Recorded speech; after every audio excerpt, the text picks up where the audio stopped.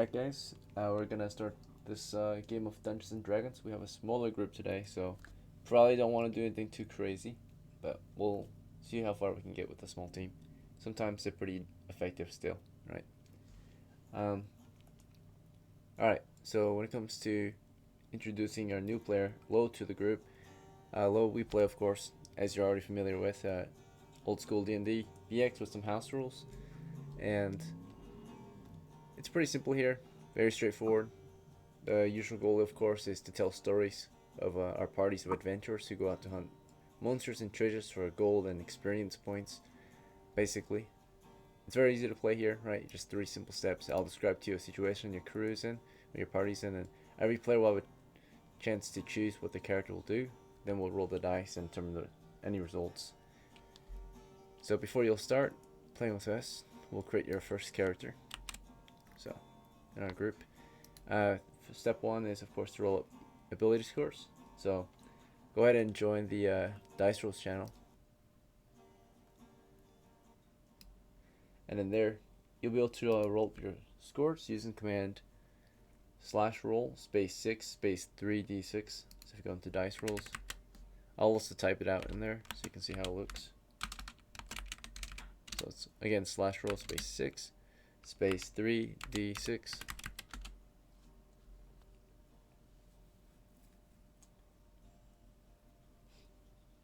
So yeah, go ahead and type that and post it. And then Queen, and honestly, if you plan on rolling up a new character too, go ahead and do it as well. I did earlier. Good to go. Yeah. Alright, looks good. So at this point, we're just going to plug and chug your scores into a record, a character record sheet. We use these text blurbs for keeping track of our character information. So yours has 10 strength, see 11 intelligence, 8 wisdom, 7 dexterity, 10 constitution, and 14 charisma. Alright. The next step is to, of course, choose your class. So are you familiar with the classes in BX? Yes. Okay, nice. Do you already know what class you want? Or do you want to have a look at them again? Uh, I'll have I'll take looks kind of like a thief. Uh, A maybe. high charisma. Yeah, it's got a low dexterity. That's the thief's prerequisite. Oh yeah, that's right. Yeah, you're correct on it. Then maybe a magic user. Yeah, that should work. Let's see. Alright, in that case, go ahead and roll 1d4 for your hit points.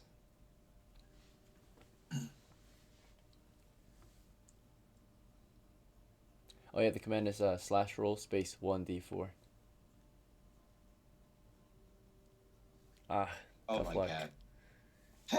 Yeah, you're gonna have to make sure to stay back or out of melee for sure. Let's see. Yes.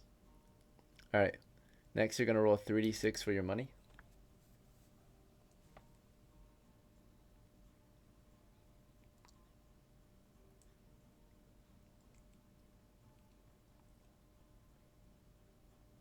Nice. Okay. 40. 14. Okay, so yeah, we just do coppers here. Let's see. So you'll be starting with 14 copper pieces, and next you'll get to buy some gear. Now, as a magic user, the first thing you'll need is a spell book. An empty spell book costs 3 coppers, and you'll be able to start with some spells in it. Let's see, since you are a magic user. So when it comes to magic users here, for their starting spells, they're allowed to start with either 2 random spells, 2 dungeon master or mentor chosen spells, or 1 spell of your choice from the, of course, first level spell list for magic users and elves. So here's the list. Okay. I am going to choose.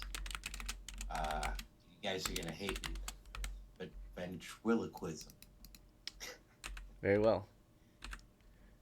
It's not a bad spell. It's got its uses. Let's see. Ventriloquism. Alright. Very nice. So, that'll be your first spell. You've got 11 coppers left, which you can use to buy armor, weapons, equipment, and supplies. So, what would you like to start with? I'm assuming that a magic user can only use a dagger or a sling, correct? In our game, we do have some house rules that focus on the more warlike aspects of OD&D. So every class in our game is able to use any weapon, any armor, pretty much. No alignment restrictions or anything like that, or class restrictions. There is, of course, trade-offs and buffs to fighters, of course, that make them separate from the others. But yeah, in our game, of course, you're not restricted to any armor or weapons. You're allowed to use any armor and weapons, of course, that you want. Okay. You're encouraged to, yeah. And I have. How much does a buckler shield cost?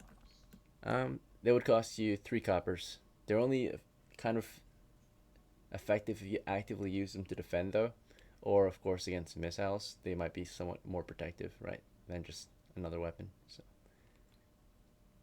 Yeah. Is that fine? So 1 buckler. Yeah. Okay.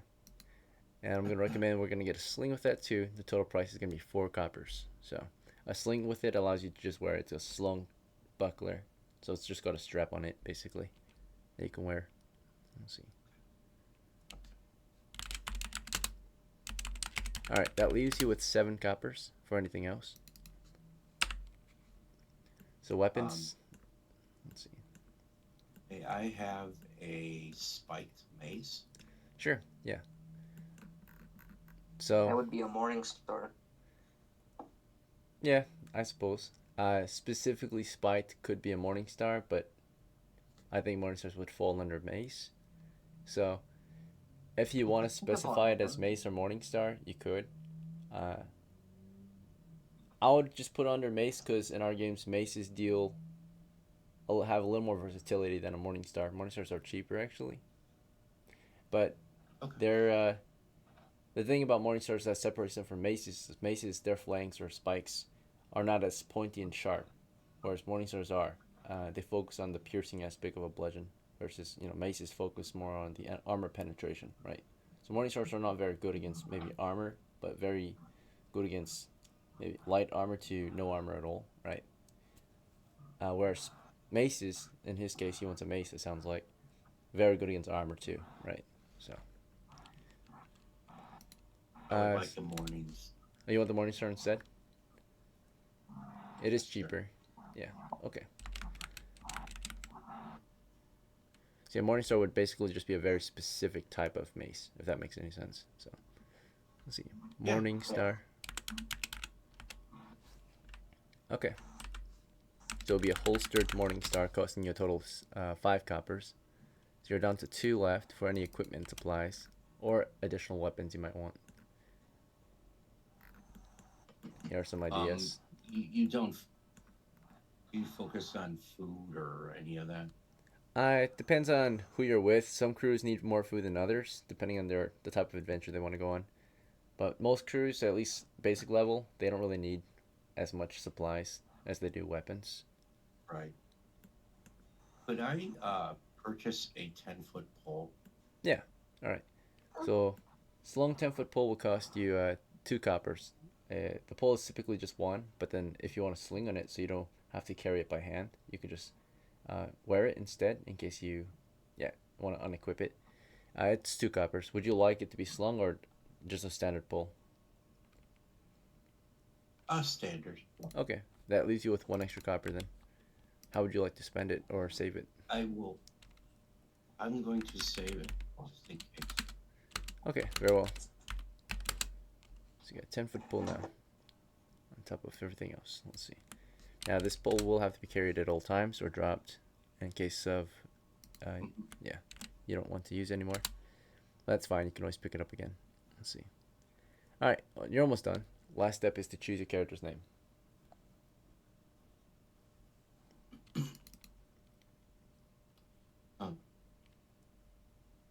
I will choose.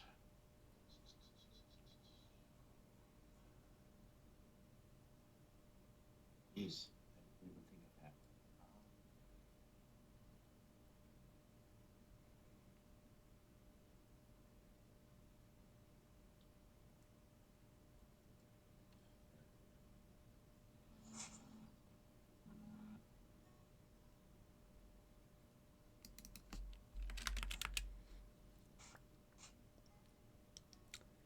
If you can't think of any, we also have a random name generator if you want to try that. UMAR. Okay. Magnificent. All right. You only need a first name for this game, so you want to go with UMAR, then? That's fine. Okay. Is it UMAR? Yeah. Okay. Awesome. Thank you. All right. That's it. Sit tight, and you're ready to go. Yep. So just sit tight. I'll be with you, or once everyone's ready, we'll start playing. Yeah, pretty much. We'll have a small break, and then we'll start playing. Honestly, you're next. So you said you want to play as Kurt? Kurt the second, yep. Okay, let's see. My medic.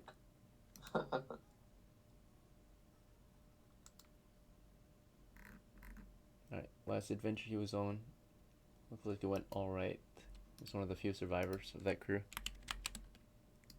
Yeah, the one with the cannon. Right. Let's see.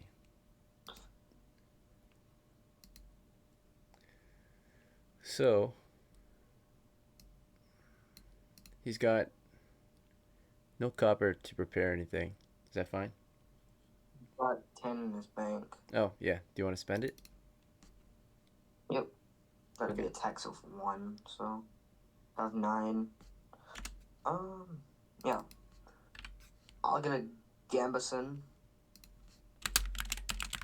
A pouch. Also need a melee weapon.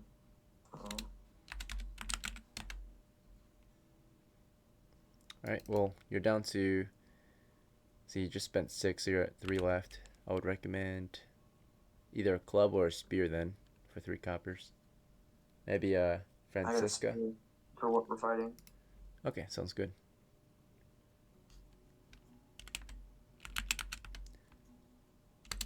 Alright, I'll let you trade in your holster for a sling for your spear if you'd like. That's fine. That way you can wear it in case you don't want to use it anymore. Yeah. I don't know what happened to my hand axe, but it went missing. Yeah, you might have thrown it, given it away or something. Dropped it, never picked it up. I'm not sure. Oh, yeah. I threw it at a kobold and nailed him in the face. Nice. And then you fled or something, right? So. Yeah. Okay. That should be it, unless you want to roll up another character for this game. I actually did roll up a new character after last game. Okay. So 16, 15, 9, 11, 10, 5. Okay, and his class? Fighter. Hit points? 6. And money. 11. Get him a spear and shield. Okay.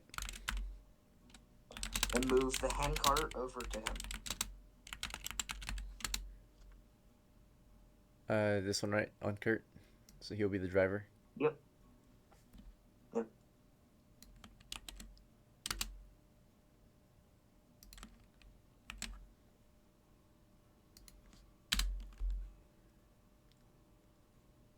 He has 1 copper left over. What can he buy with that? Knapsack? Or rope? Get him a knapsack, yeah. Okay. Or rope, actually. You want rope Yeah, instead? get him a rope. Okay. Yeah. His name? Ooh, I think I got... fuck. Clark the second. Alright. The last group, they did get 4 experience points, which were passed out. Let's see. To the PCs, I think. So, I think I passed... I'm definitely going to pass 1 to... See, well, there was, let's see, 1, 2, 3, 4, 5-ish players last game. Yeah. So, and there was only 4 XP. So I had to drop someone, or I had to sell someone short of an XP. So I wasn't sure who to drop short then. Let's see, because there was Mitsu, of course, who played as Butter and Mafi. They definitely did some work. There was your character, Clark. Yeah. I don't know if you got any kills. I think you just got killed. Well, what I did, hold them back, get Yeah, that you did. bottleneck, and then flipped. Yeah. So that's why it was difficult for us to choose who got XP. So I haven't passed out any XP for that crew. Penelope, Lilith. So at the moment, let's see. Kyle got a lot of kills. Yeah. Virgil? Virgil got a lot of kills. Penelope got a few kills. Mitsu's Butter, she did a charm spell and then ended up getting killed, I think. Or captured. Yeah, captured. Okay, so. I don't know, maybe she's the one that might get no XP. I mean, her retainer, Mafi, he held the line too, though. She was a charmed one, so. And then you held the line, but you didn't get any kills, and he held the line too and didn't get any kills. So maybe. Yeah. Also Dante. Yeah, it's true. Dante is there too. I might just say. I mean, we did lose, but we should still get something.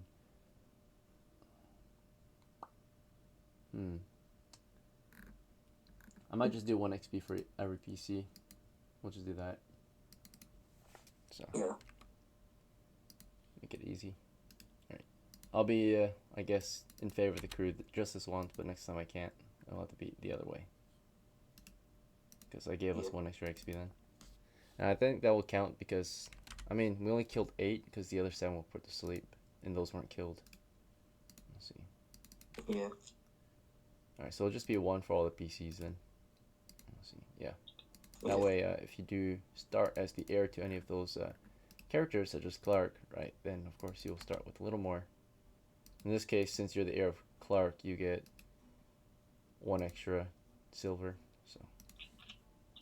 So give him a Gamison. Heavy Gamison? Or Gamison? Yeah, heavy Gamison. Okay. Heavy weapon, yeah. Alright. Heir of Clark. Good to go. Alright, that should be it. Yep. Next is Queen. You want to play as Lemgun? Oh wait, you're gonna make a new character, right? Because Lemgun was killed.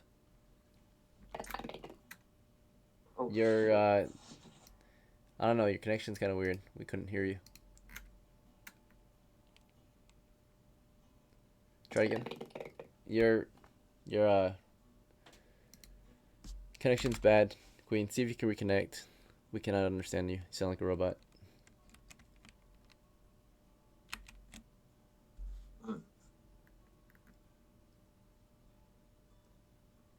Try again.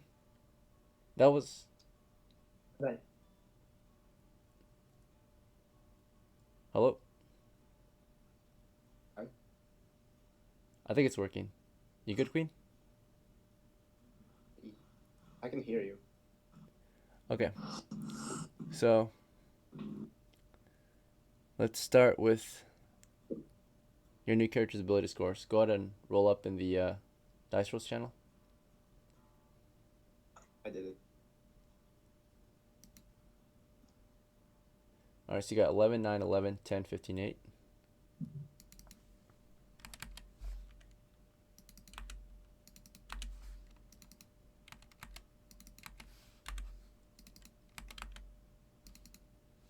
Okay. What class do you want? What's an elf? Elves are good at fighting and magic.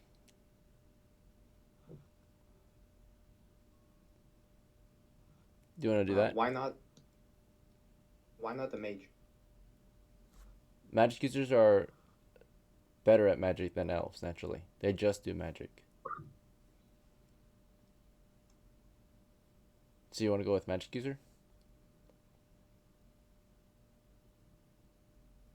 Elf. Elf, okay. Alright, go ahead and roll 1d6 for hit points.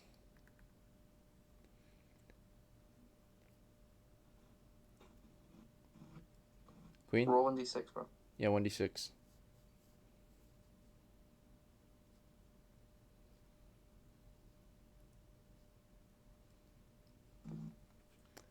Alright, you get a Got +1 3. bonus from your constitution. And 3d6 for your money, please. Oh shit. What? Hello, Queen. You good?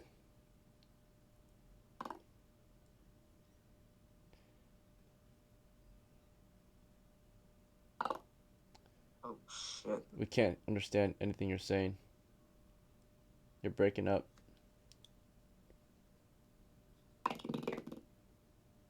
We can't hear you. Your voice is all staticky. It was fine before.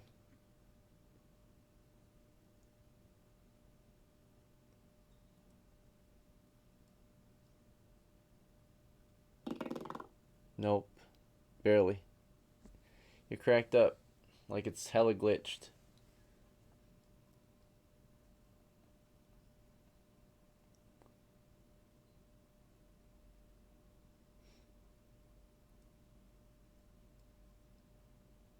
Hi, can you hear me? Yep. Alright, so for your money roll, it's 3d6.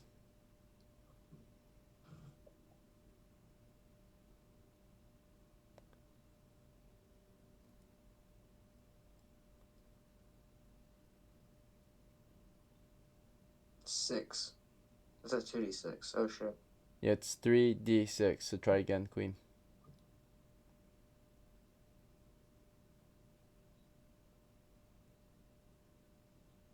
$11.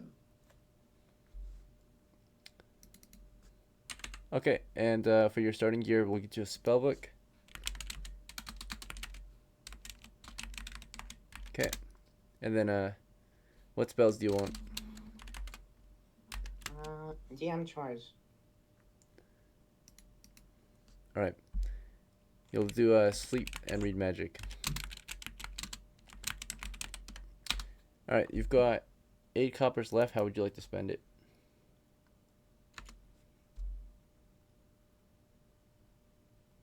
Bow. Composite bow. Okay.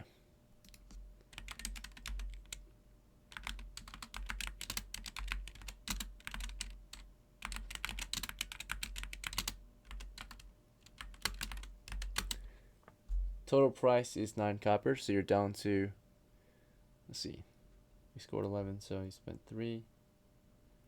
Shoot, maybe we don't have enough. 7, 2. Okay, so you scored 11, right? Yeah. We'll have to go with the longbow if that's alright. You don't have enough for composite bow, quiver, and arrows. It's the same damage. Let's see. So longbow, quiver, and arrows is only 6 instead. So should leave you with, I think, 2 coppers left over. Do you want some equipment and supplies? Bag. A bag. Okay, so we can get you a knapsack. Anything else?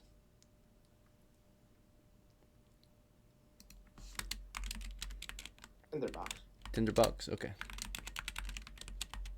All right. Last step is to choose your character's name. Ori. One more time. Ori. Ari. A-R-I. Ori. O-R-Y. O-R-Y. Ori. Okay, sounds good. All right. So that should be all the prep we need to do for this game. Take a 5-minute break. When you guys get back, we'll start playing. So I'll see you guys in 5. See you in 5.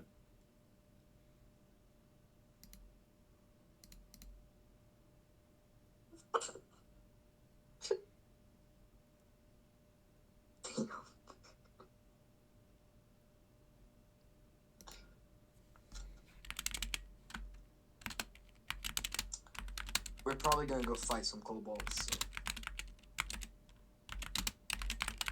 So. Yeah. Cool.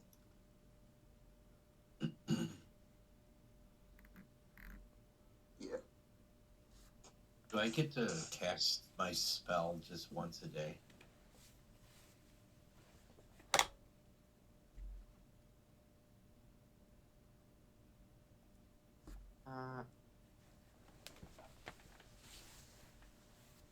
No.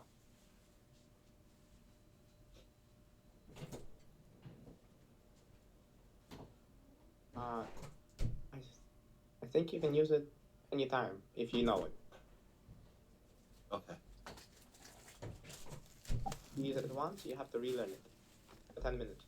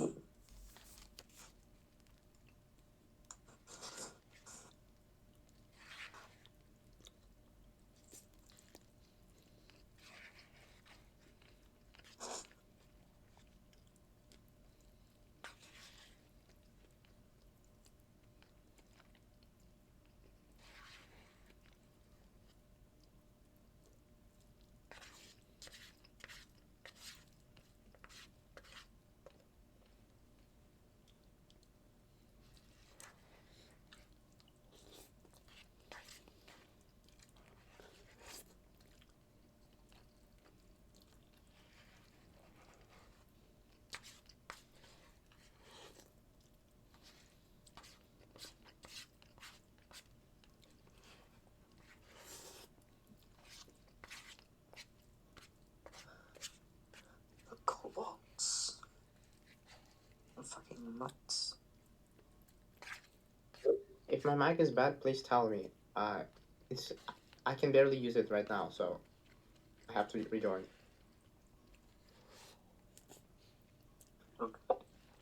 I don't know what it is, but my device is bad, so I use OBS to change the voice frequency, and sometimes it works, sometimes it doesn't.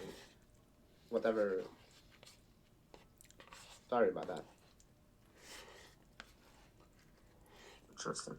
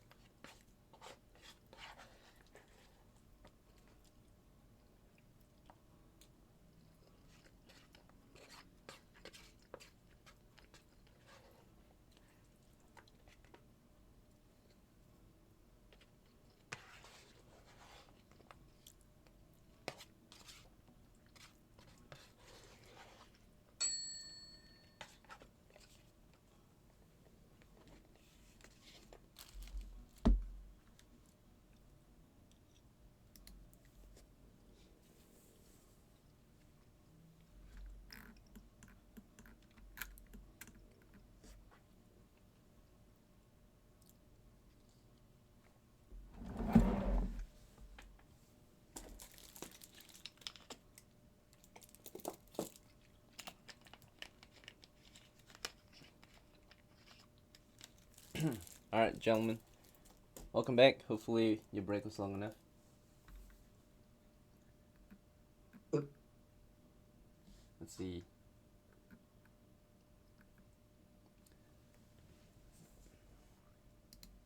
I'm gonna fix my name. Whatever. Oh yeah, I've got you. Let's see. You can play as Kurt, right? Kurt the second, yeah.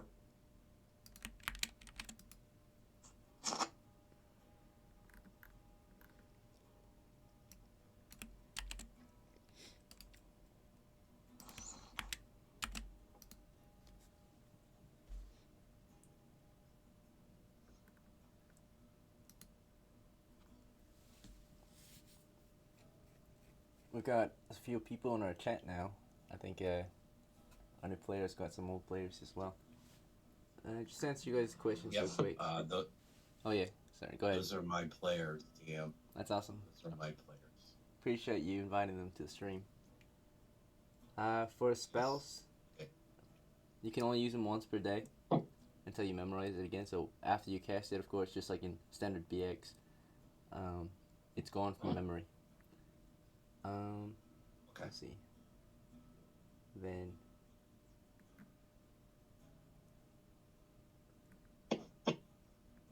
I'm sure your DM appreciates y'all joining here. I appreciate it too. Backup characters? Not really. Pretty much if a game ends, or if the crew's out of characters, they usually retreat, or unless they're all killed, then we end the game really. But we do have some workarounds. Every player is allowed to roll a new character per game. So if you survive, you get more characters than others, right? If you don't, well, you just get to replace the one you lost. Let's see. And Kurt the First was killed in action. I can't recall how, but I'm sure it was not a good way. No one here really dies in a good way, right? It's pretty normal deaths. Let's see. Alright, yeah, tripping, getting blown up, stepping on a trap, all that kind of stuff. Alright, we'll see how this one goes. So, we left off with our party, actually, our party not returning from an expedition into the southern Kobold Cave, which is a cave north of Down. There are many caves north of Down in the Kobold regions, the Kobold Caves north of Down. So, for those not familiar with the background of this campaign, basically, adventurers based from the town of Down set out into these wilderness to seek out monsters and treasures to hunt for gold and experience points. Of course, not just for money and glory, but to help maybe save this kingdom, right? So, this is the kingdom of Eichland. It is the kingdom which the town of Down is within. And for the many years past, it has tasked adventurers, mercenaries, and soldiers alike to take on these monsters and hunt them down, right? For adventurers at least, they'll be paid quite well, right, if they hunt any of these monsters down. Per the head, typically. So yeah, last crew, they never returned. It was a crew of maybe half a dozen guys. They went into a cave and not a single one made it out, right? There was an investigation, of course, and naturally figured the likeliest outcomes have been reported in the campaign reports, right? So, what happened to that crew.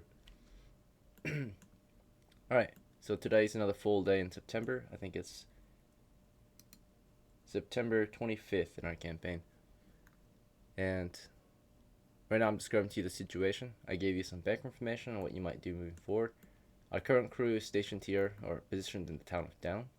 So from here you're able to set out in any direction you want to, of course, seek out your gold and glory for this particular adventure. We're not starting out here because our crew there was lost. So we could, if you really want to, we could start out the Kobold Caves. But otherwise, town of Down's kind of in the middle of everything. So you're able to go in any direction you want. Let's see.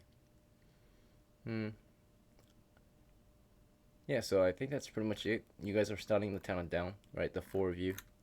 And you're here to make some plans. So anyone want to start us off? Any ideas on what you guys want to do? You can either continue the campaign against these kobolds. You could try out some other places around the town of Down if you'd like. Like we've got Greenskin Caves here, the Wildman villages to the northeast, and the Undead Temple ruins to the southeast. Further out, there are other places, of course, you can try. Then we're going to the southern Kobold Cave. Try again? Okay. Yep. Any objections? Any other ideas or input? Nope. Very I'm well. good with that. Alright. In that case, we'll just start there then. We won't have to travel from Down. We'll say that you guys arrived here just yesterday, so you'll start fresh in the morning, right? Your new arrivals here at the Kobold Caves, the four of you. I think Kurt has been here for a while, though. Kurt has been through it, right? I've been to the Eastern Caves. Okay. So we'll begin exploration of the South Cave again.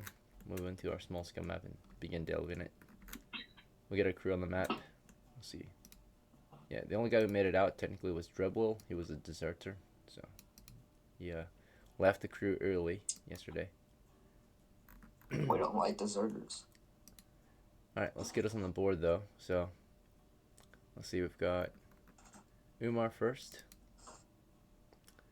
Alright, it is your first time, so I'll let you pick your first token for UMAR. If you see one you like, just let me know.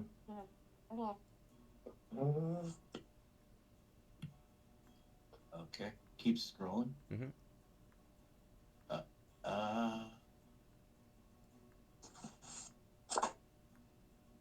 He's really, really ugly. You got a really ugly one.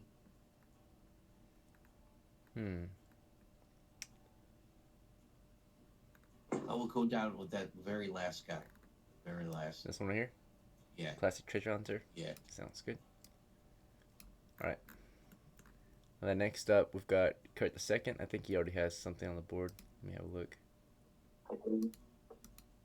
Oh. The feature's not working right now.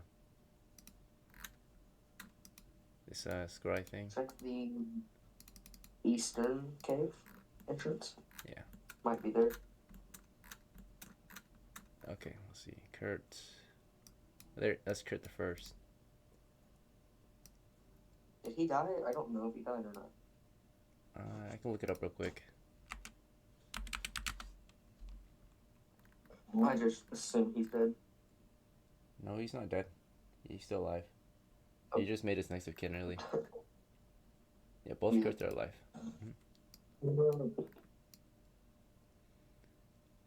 Let's see. Maybe he's at the North Cave. There he is. Okay. You want to go with Warblood today or something else? Okay. Yeah, Kurt. You don't have a Warbow anymore, it looks like. Okay. Yeah, I don't have a warm up. Yeah, I gave that back to Alpha. Right. You want to go with your spear? Spear, yeah. Okay.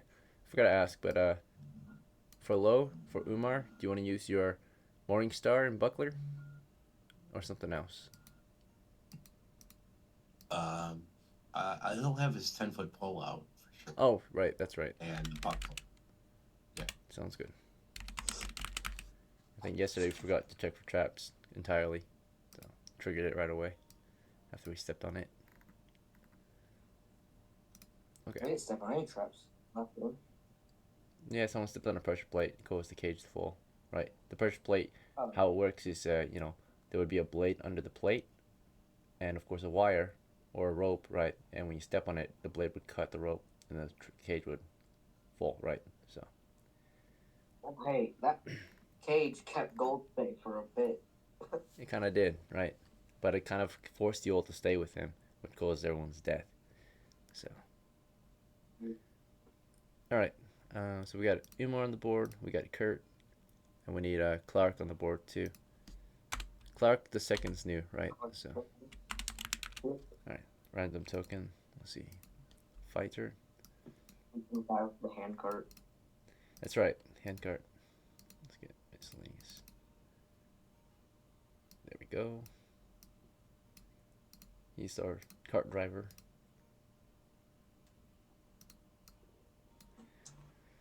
Right.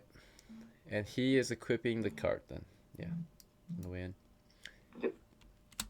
And then our elf, Ori, do you want to use your longbow or something else? Is my mic good now? Yeah, it is. I mean, it's been alright.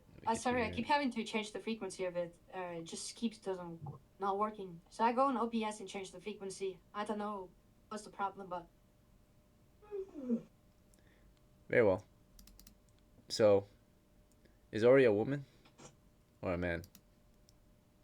yeah. Yes, as in a man, or Woman. very well.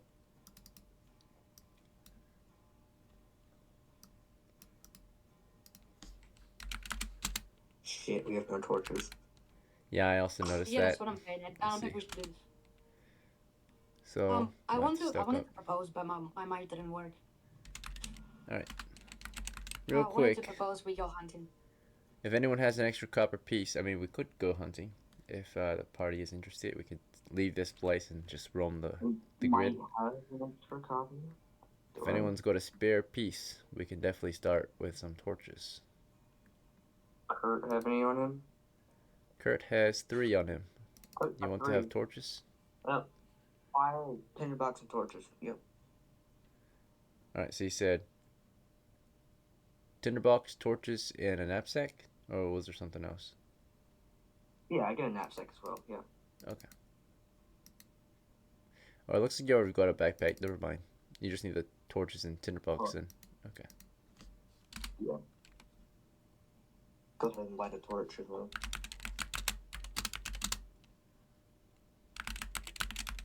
Okay, now we're ready. We'll say you characters upon arrival, or realizing that you forgot something. You're not far from the siege camp, so you would send someone, a runner, out to go get one or some supplies real quick. We'll delay your crew about maybe 10 minutes upon entry, so we won't enter until 0810.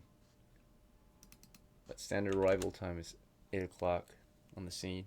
So we took a 10-minute pause for someone to get torches. Who will the torchbearer be? Will it be Kurt? It would be, yeah. Yeah, Kurt. Okay.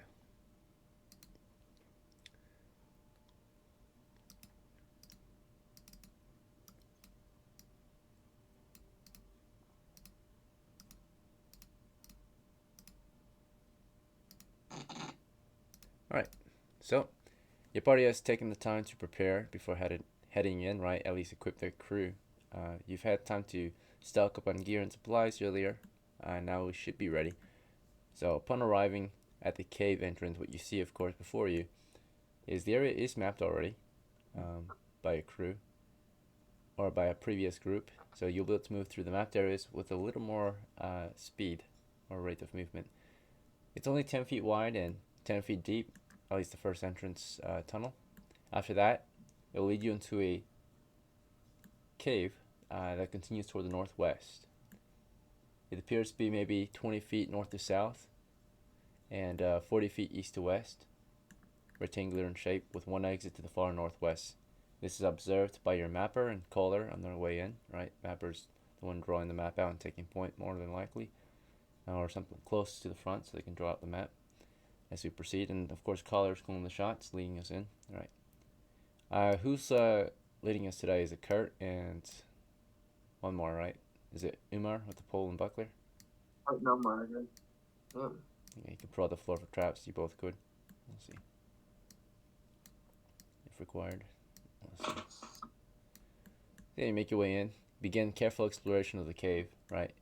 Now let's make sure it's clear. So on your way in, we're going to roll a few 6-sided dice to see if you notice anything hidden, right? Anything covered, concealed, or anything different about the cave, right? But for the most part, it seems clear. It seems the same as it did yesterday, right? Let's see. Just double checking. Got many other grids here. Let's start with the first 4. Clear. Okay. Everything seems pretty clear so far. Yep. Alright. So the first cave, the cave tunnel, everything seems clear, right? Nothing has changed. It's just a very large, open, wide cavern toward the northwest, right? How would you like to proceed? Forward, of course. Forward, in which case you want to move west, northwest, or north? It's gotta be west. West. Very well. So your party moves westward along the southern wall of the cave, and you're making your way toward the far western wall. And again, this confirms the length of the cave. East to west was 40 feet. Width is about 20 feet. And you're making your way around the corner here, and you're peeking into, carefully exploring up toward the next exit, which is toward the northwest on the north wall. It's covered in dried blood stains. It stinks. Past it is a 10-foot intersection with 2 other exits, 10-foot wide tunnels. For from what we mapped last time, it's still there. The open pit, right? It's not really a trap anymore, it's just an open pit. Right, the X represents the idea of it descending or going down under, right? We'll see. Right, so aside from that, it seems clear. Yeah, nothing has really changed the last time we were here. So all of this is clear, right? This next 40 feet of tunnel. That's the only way to proceed, so you'll head north, carefully exploring still. Oh, you didn't clear out the bodies from last game? Yep, we'll update it as we need to. So naturally this map, of course, is not what actually is going on exactly, right? Because it's drawn by your crew. So last time we were here, this area was mapped out to be the remains of a lot of your crew members. But yeah, we can update it real quick. They shouldn't be there anymore. It'd be strange if they were, right? So let's see.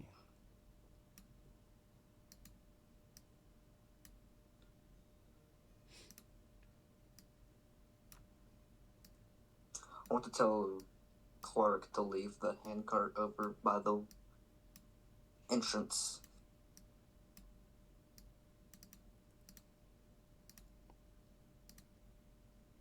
So.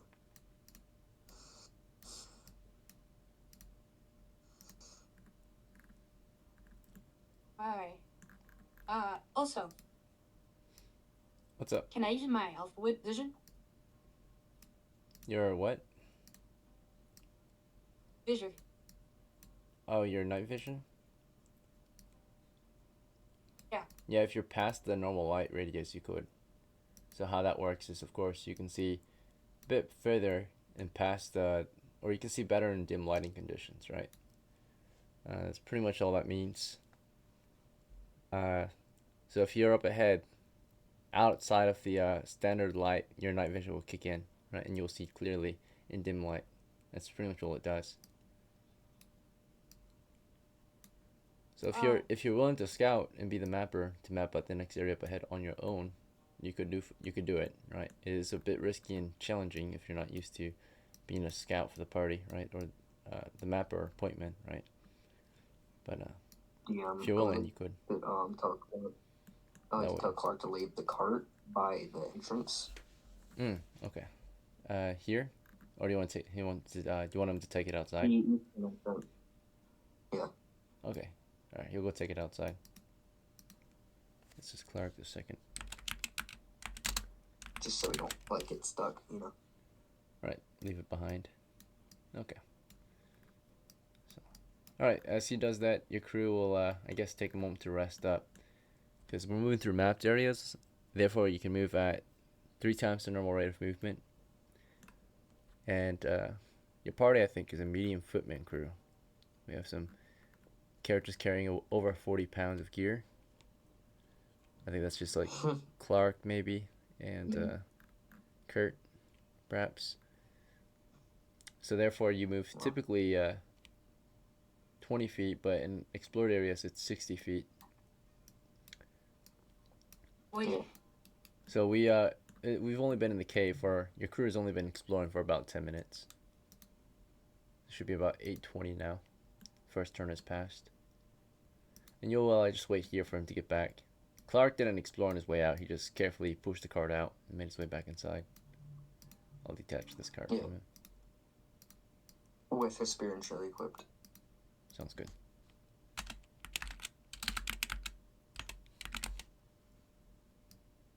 Alright, so we're back on the scene. You waited for him. Nothing passed in that time. So he's back on the scene. Roughly 8:20 still. Continue to the east. Alright. You carefully explore down that tunnel to the north, toward the intersection, then eastward. Peeking toward the east, you can see, of course, dried blood stains in that tunnel.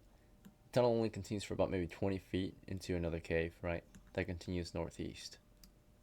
You make your way around the open pit and eastward down this tunnel. This next cavernous tunnel, again, only continues 20 feet into another cave that appears to be about 40 or 20 feet by 20 feet. 2 exits, a wide tunnel to the north along the west side of the north wall, and the second exit, a narrow exit or tunnel to the east on the south side of the east wall, right? There's a familiar... Oh yeah, go ahead. As we move, I just want to reiterate, I'm kind of probing the ground with my 10-foot pole as we... Is that okay? That's fine, yep. Good to go. UMAR, Kurt, you both could technically prod the floor with your poles or spears if you'd like, or you can keep it ready and high for an attack. I suppose, Kurt, your spear will be raised, ready for a stab, and Umar's prodding his poles low on the floor, right? Let's see. So you carefully advance eastward, exploring into the next chamber, where last reported was where the last crew was killed, right? They lost their entire crew, and some were reported to be possibly captured instead. It is as it looks, right? You see, of course, the staked, decapitated heads in the middle of the cave, and toward the northeast, unfortunately, a familiar face, right, to some of you. Maybe not everyone actually, but you've heard about this dwarf. She was here just yesterday. She is currently stripped of all her gear, and she's shackled and chained, battered and bruised and bloody, right? It looks horrible in here. It stinks. It smells like blood and rot and all sorts of waste, right? It's horrible. This place reeks, right? How would you like to proceed? Oh shit. Okay. I'm gonna tell Umar to prod the area where the girl is, and I'll stand guard to the north. And okay. So you let Clark will stand guard to the east. You have any plans for Ori? It looks like you're the caller, so you're calling shots. You're making a plan for the crew. Hopefully they'll follow it. Yeah. Or you can help Umar. Very well. So it sounds like to me, Kurt, you're headed north, right? And then Clark, you ordered him to guard the east. Is that what you said? Yep. Alright, and then for Umar, you were given orders from Kurt, right? Or at least suggestions. What would you like to do, though? Right? You get to choose. I would like to probe the area around Penelope. Is that her name? Right. Yep. Yeah. Yep, that's Penelope, the dwarf of House Gold. She was reported to have been captured by the enemy yesterday. So you get toward her, you start prodding in her direction. And then Ori, how about you?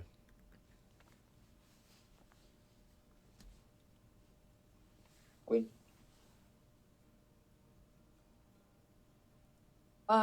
I will have my bow at the ready and follow Umar. Alright, you'll follow Umar toward the dwarf. He's probing or prodding the floor right now. Kurt is making his way north. Let's make sure this area is safe and clear. Just gonna make a few checks. Yeah. It's our check to see if it's clear, the area. Let's see. Any ones indicate any changes. Cave is the same as we left it. Tunnel to the north seems the same. Nothing is noticeable toward the east, really. But last time it was indicated there could be at least some kobolds toward the east, right? So you have an idea of what you might encounter soon toward the east or north, right? Same thing toward the north. There's a door up there, but right, based on the reports, there could be kobolds behind it, waiting and ready to attack. So Kurt is posting toward the north, and Clark is posting toward the east. Umar, of course, you carefully prod it 10 feet ahead, and as you're prodding, you can feel that the floor, past the decapitated heads, around where Penelope stands, particularly just the floor here, directly northeast, southwest of Penelope, particularly a small particular panel on the floor, covered in sand and dirt, of course, but about 3 feet by 3 feet pressure plate, right, is being prodded. Right, you can see it moving. You haven't pushed down on it, but you notice it gives in, right, as you poke down on the floor there. So you've detected a trap with your pole. It needs a bit more pressure, though, to be triggered. So unless you push down on it, so far all you did was probe it, right, so you can feel it. You felt it out, right? Okay. I will look for guidance from Kurt. I'm back. Hold on. What about me? I'm caves? looking for guidance. I've found a pressure plate. Go ahead and press down on it. Okay. The cave ceiling is I pretty check my high up in 10-foot this area, pole. particularly toward the northeast. Alright, you push down with your 10-foot pole, and then Ori's right behind you, ready to help. Speak up if you want to try anything else, by the way, Ori. Kurt, of course, has made a suggestion to you, and continues to watch the north. Clark, the east. Right, the pole is pressed down on the, or the pressure plate is pressed down by the pole, and of course, exactly what you thought would happen, right? You hear something snap, and a cage comes falling down from the high ceiling above this particular area, crashing down over the western and southern sides, basically. Somewhat of a cage, right? These wooden poles interlinked, tied together, right? They're just 10-foot poles tied by a 50-foot rope, right? Either, or they're all secured by rope, basically, but it makes for a makeshift cage, right? So, surrounds Penelope's position. Let's see. All right, I'll draw this out for you guys. 1 second. So just give you an idea of where it's positioned. We got one wall here and one wall there, right? They're just, again, 10-foot by 10-foot cage panels, pretty much. Doesn't cover anything toward the north or east. It's just toward the west and south, right? But if you were in there, you'd be behind some 10-foot poles, right? Hanging from, I suppose, the ceiling, right? So they've been cut down, but they're connected in an L shape, right? So it's all just Is one it possible to wall. break them? They're just made of wood, Break the so pole? you could try. Yeah, you want to snap them with your Force them? bare arms? Yeah, you can force doors them. Yeah, Just bear in mind that whatever. with that crashing sound, you hear the door to the north open, right, or starting to open. Oh shit. You want to brace for I'll go combat or ahead something ready else? my spear towards the north then. Very well. You prepare for a combat toward the north. Clark readies toward the east. Umar, as soon as you heard the door start opening after the cage crashed down, what would you like to do? So I heard a door from the north. Yep, a door from the north is opening right now. This door up here is starting to open. Okay. I'm going to start to cast my spell. Okay, ventriloquism, very well. So yeah, they're pulling the door open. Yeah. Hinges on their side of the doorway. Ori, you hear movement from the east, right? Something's coming from the east. Do you want to prepare to fire east or north or something else? I would like to start Cast a spell? pre-casting Okay. to the east. East. Alright, you're going to cast sleep. Sounds good. So, what actually happens, of course, is unless someone attacks, we're not in combat yet. Neither side is particularly attacking yet, but Umar is already starting to cast his spell ventriloquism, and Ori's mid-cast her sleep. If you finish the casting, the spell will be casted naturally, but you can pause in the midst of your casting. But if you do anything else, if your spell is interrupted or your casting is interrupted, then it could cost your spell, right? It could cause it to basically fumble or fizz out, right, to nothing. So you're in the middle of casting when you hear the kobolds, right? And let's check their initial reaction to our crew. All right. So basically, uncertain toward the north, right? I see one fighter. The east crew is maybe in our favor. They're not sure. It's not hostile or anything, but maybe they're willing to talk. Yeah. So basically, you know, you guys all get into position, and one of the kobolds calls down, and typically 1 in 4 kobolds might be able to speak your language, and in this case, one might, one does. And it says to you, in a somewhat friendly voice, broken common, it says, you know, Welcome back, humans. Are you ready for more? This is your chance to leave before you're all dead, like the last batch. And the others start barking. Right, cheering him on. So the brave leader stands before you, or one of their leaders, I guess, speaks your language and warns you of maybe you know, what will happen if you don't leave, right? a very likely outcome.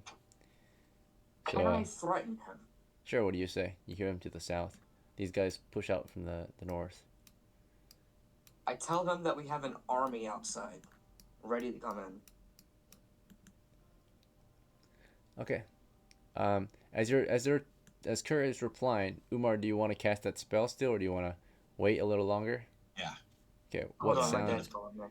Where do you want to cast it, and what sound do you want to make? I'm casting it to the north. To the north. And okay. Basically, yeah.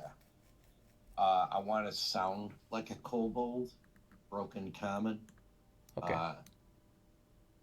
If that's allowed. It might be. Yeah. So Umar, for surely, you can speak broken common, right? Because you speak common already.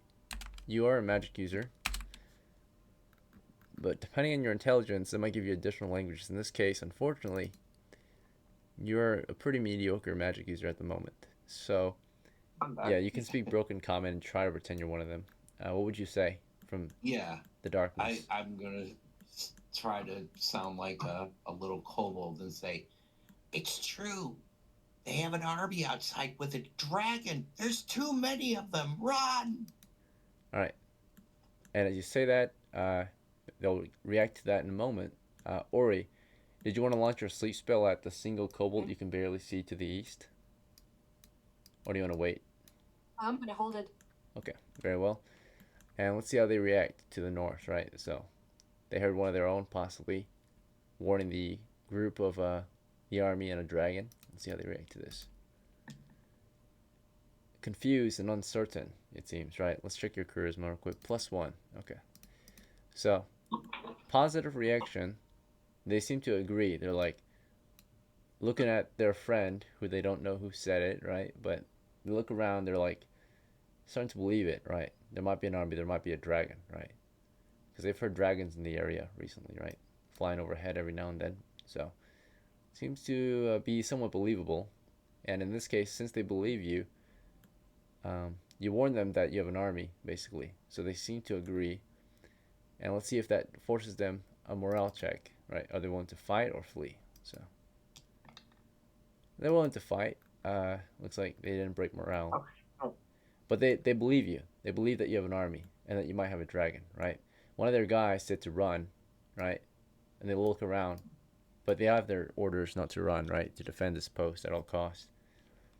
So they pass the morale check. They look around for it to see who is running, right? And none of them are running, right? But they seem to agree and believe that there might be an army outside waiting. And there actually is, right? It's the South Siege Camp. There's a small army there. But they're not willing to attack because, attacking would be at their disadvantage, right? So, let's see. You have no defenses. Attack. So they seem to believe you to the north. The guys to the east warned us that they would attack us and kill us all if we did not leave. So we'll ask one more time, I guess, right? So you warned them there's an army, and the north group seems to believe you. Let's see what the east group thinks. They're confused, not certain of what is to come with the situation. What's my charisma? Your charisma is 9. It's average. I got 9. Okay. Okay, so the group leader over here that's stepping out to talk with you, right, from the dark shadows, he once again says, warns you. Human! And Clark is just looking at him from the tunnel behind his shield. He says, you must leave or you will die. And they're all of them cheer him on, right? Like, yeah, you tell him, right? So, Clark, he's maybe gonna get a morale check soon, right? If we don't do something, right? As they start to gather their forces. Shit. Can I drop my 10-foot pole and take out my sling? You could, yeah. Prepare to fire. It doesn't look like they're backing down from this fight. I haven't seemed to have fully convinced them yet to leave, at least, right? They believe us that we have an army, that we might have a dragon, but they don't seem to give up the position. I call out to them, you should surrender or we will murder you all. All right. So as you make that demand. Anyone else want to try anything or say anything as Kurt makes that statement? Or others will just get the results and see how they respond to this. Or if you say anything, you'll lose your Do spell. I see? But you're in the middle of casting your sleep spell. Do I see them, right? Can you see them? You can kind of see maybe one of them toward the north, and you can see none of them to the east because Clark is in the way. So you're in the middle of casting, Oh, okay. and you're just pausing your cast, like slowing down your incantations, right? So you don't have to like cast it right away. That's like the best thing I can give you. But typically, if you interrupt your spell, right, Okay. do anything else, yeah, then you might lose it. So for now, you're just on the ready. We've got to somehow lure them out, right, out of their defenses, because they're defenders, and it's a lot harder for us to win a battle against a group that's defending a position. Yeah. All right, so Kurt, Hey, you. Dungeon Master. Yeah, what's up? Does dropping my pole and hitting my sling negate? Because I don't know if you go ventriloquism, the duration is 2 turns. Right. Would that negate the spell? Let's see. It's a concentration thing, I think. Let's have a look. This spell will allow the caster to make the sound of his or her voice come from someplace else, such as a statue, animal, or so forth. So it will last for 2 turns, wherever you casted it, right? So 60 feet, it will come from someplace else, right? So in this case, you made it come from the north, right? Somewhere in the dark. So perhaps the doorway itself. I guess what I'm asking is, since the duration is at 2 turns, do I get to keep doing the ventriloquism as long as I, don't move around? No, you're fine. You can do anything you want. You're no longer casting it, so it's only when you're in the middle of casting it. Oh, okay. Yeah. So there's some spells that would say alright. duration concentration, for example, like Phantasmal Force. That would be Right, that. So this right. one's 2 turns. So you can move around with it. Yeah. You can do anything you want now. Can I project my voice again? Yeah, sure. Ventriloquism? Okay, so I would like to throw it to the east this time and do my best roar of a dragon. Okay. So you project a roaring sound toward the east, as loud as you can, I suppose, right? Let's see if it's convincing at all. So you roared somewhere toward the east. You've got to see what you're casting, right? So in that case, you're just casting on, I guess, because you can't see into the dark, but I guess you'll cast into the darkness itself. And so wherever that darkness begins, right, which is where they are, they'll just hear roaring, right, from you, but among them. Let's see how they react to this. So they'll react to Kurt first. We'll say they'll react to Kurt and then the dragon sound after. So Kurt made his demands. He says if they don't retreat now, is that what you said? Then they'll all die? Or if they don't surrender? Was it surrender or retreat? What were you demanding? Kurt. Sorry, I muted. If they don't surrender now, they will all die, is what I said. Okay, let's see if they want to surrender. Right, so reaction to that. Confused and uncertain, right? So they're undecided. They kind of look among themselves. And they hear your demands, but as they think about your demands, at least those guys up there, suddenly there's a roaring sound toward the east, the darkness toward the east, and let's see how they react to that. Favorably. Okay, so they're kind of convinced they can hear it, right? They are spooked. They know that there might be a dragon nearby. And so, in that case, dragons are pretty scary. I'm going to have to make a morale check to see if they'll stand their ground here. Or maybe fall back to cover at the very least, right? Alright, so they seem to have broken morale to the east, right? So, they don't see a dragon, but they hear one. And so they all start to cower. They all start to take cover, right? It's not enough to maybe cause them to retreat yet, right? But it is enough to convince them to at least clear out, right? So they have taken cover, right? They give up some position, but yeah, sounds like a dragon, doesn't see a dragon. There isn't a dragon yet, right? So they'll just take cover for now. It's convincing enough for them to at least take cover.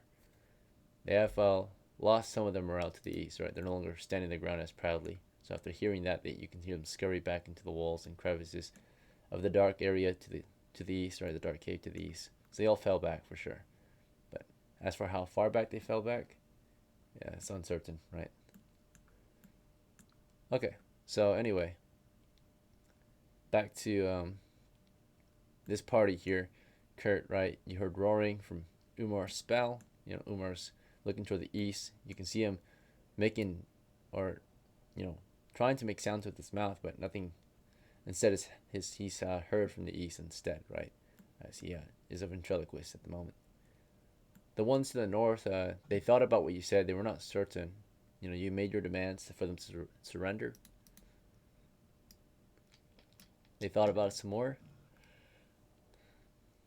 And it's favorable.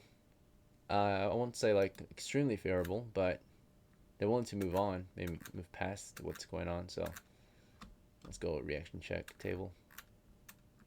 Yeah, so they won't attack. They will consider your offer. They say, all right then, humans. For the time being, we shall retreat.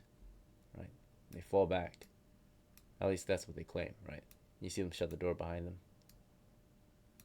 Close the door. Right. So they seem to have retreated to the north, and the east group has also fallen back. So I guess you're free to free Penelope if you'd like at the moment. Yep.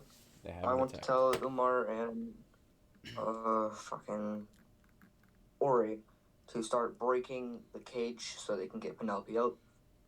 You see Ori's in deep concentration at the moment. She's in the middle of casting still. Oh. So maybe it's just up to Umar. I will do one more roar to the east, and then after that I will break the spell and try to get Penelope out. I'll try to. Alright. Bend the barbs. The next roar is also pretty convincing still, right? They hear a second roaring sound toward the east, right? In the darkness in which they are in. They're not sure where it's coming from, right? Just coming from the darkness itself. So where they are, they're hearing this random, or maybe just out of place roaring, right? They don't know how it's happening. But someone's roaring in their cave. Let's see it. They're reacting favorably to our crew. So that pretty much just means that they're convinced that there is a dragon, or it sounds like one. I don't know if that would strike another morale check though, but they believe there is a dragon, it seems, right? So they're all just cowering behind the walls. They don't see it, they just hear it, right? In the darkness, somehow something's sounding off in their cave. Umar begins to was it lift or pry the bars? Break them. Which would be more advantageous? Like, do they go up? They came down, obviously, right? Right, so you could lift it. Up, yeah. This is a L-shaped wall, if that makes sense. So all it is an L-shaped wall. Okay. So. Yeah. Okay. I'm assuming I can lift it. Yeah, you could topple it over if you're strong enough, right? It's made up of 10-foot poles. All right, Kurt. So you're gonna step off. The door to the north is shut, so I think you're good to go for now until it opens again. So I suppose you'll set the spear down and the torch down and start pulling the wall open with him, right? The two of you. Yeah. You can drag it across the floor, either west or south. How would you like to move it? Yeah. West. West? Okay. So Umar, he seems to take lead. Kurt comes to help you, realizing it might be too heavy. To give you an idea of how much it weighs, it's a 10-foot by 10-foot area, or a 10-foot by 10-foot wall on each side. So that's basically 20 foot by 10 feet. For every foot, there's 2 poles. Every pole weighs about 3 pounds. There's basically 20 poles on each wall, right? So 20 poles weigh 60 pounds, so it's 120 pounds total. So one person technically could pull it if they had enough encumbrance, right? But 2 would make it easy. 2 would make it simple, like trivial almost, right? So you only are pulling 60 each at heavy footman rate. You'd pull this thing westward. And now Penelope is cleared, right? The trap has been already set off. You can see like a rope hanging in the ceiling, right? The other end of the rope is hanging down the cage. on either side of the cage, right? So a very simple trap. Anyway, she's still there, chained up, rusty old manacles and chains, right? Covered in blood and other horrible fluids, cuts and scrapes, bruises. How would you like to proceed?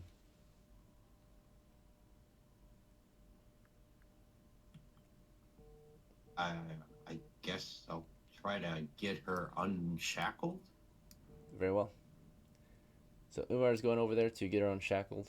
Kurt, how about you? Just stand guard, or I'll continue to keep guard to the north. okay, just past the cage. Clark is just holding to the east, not certain of how they might proceed.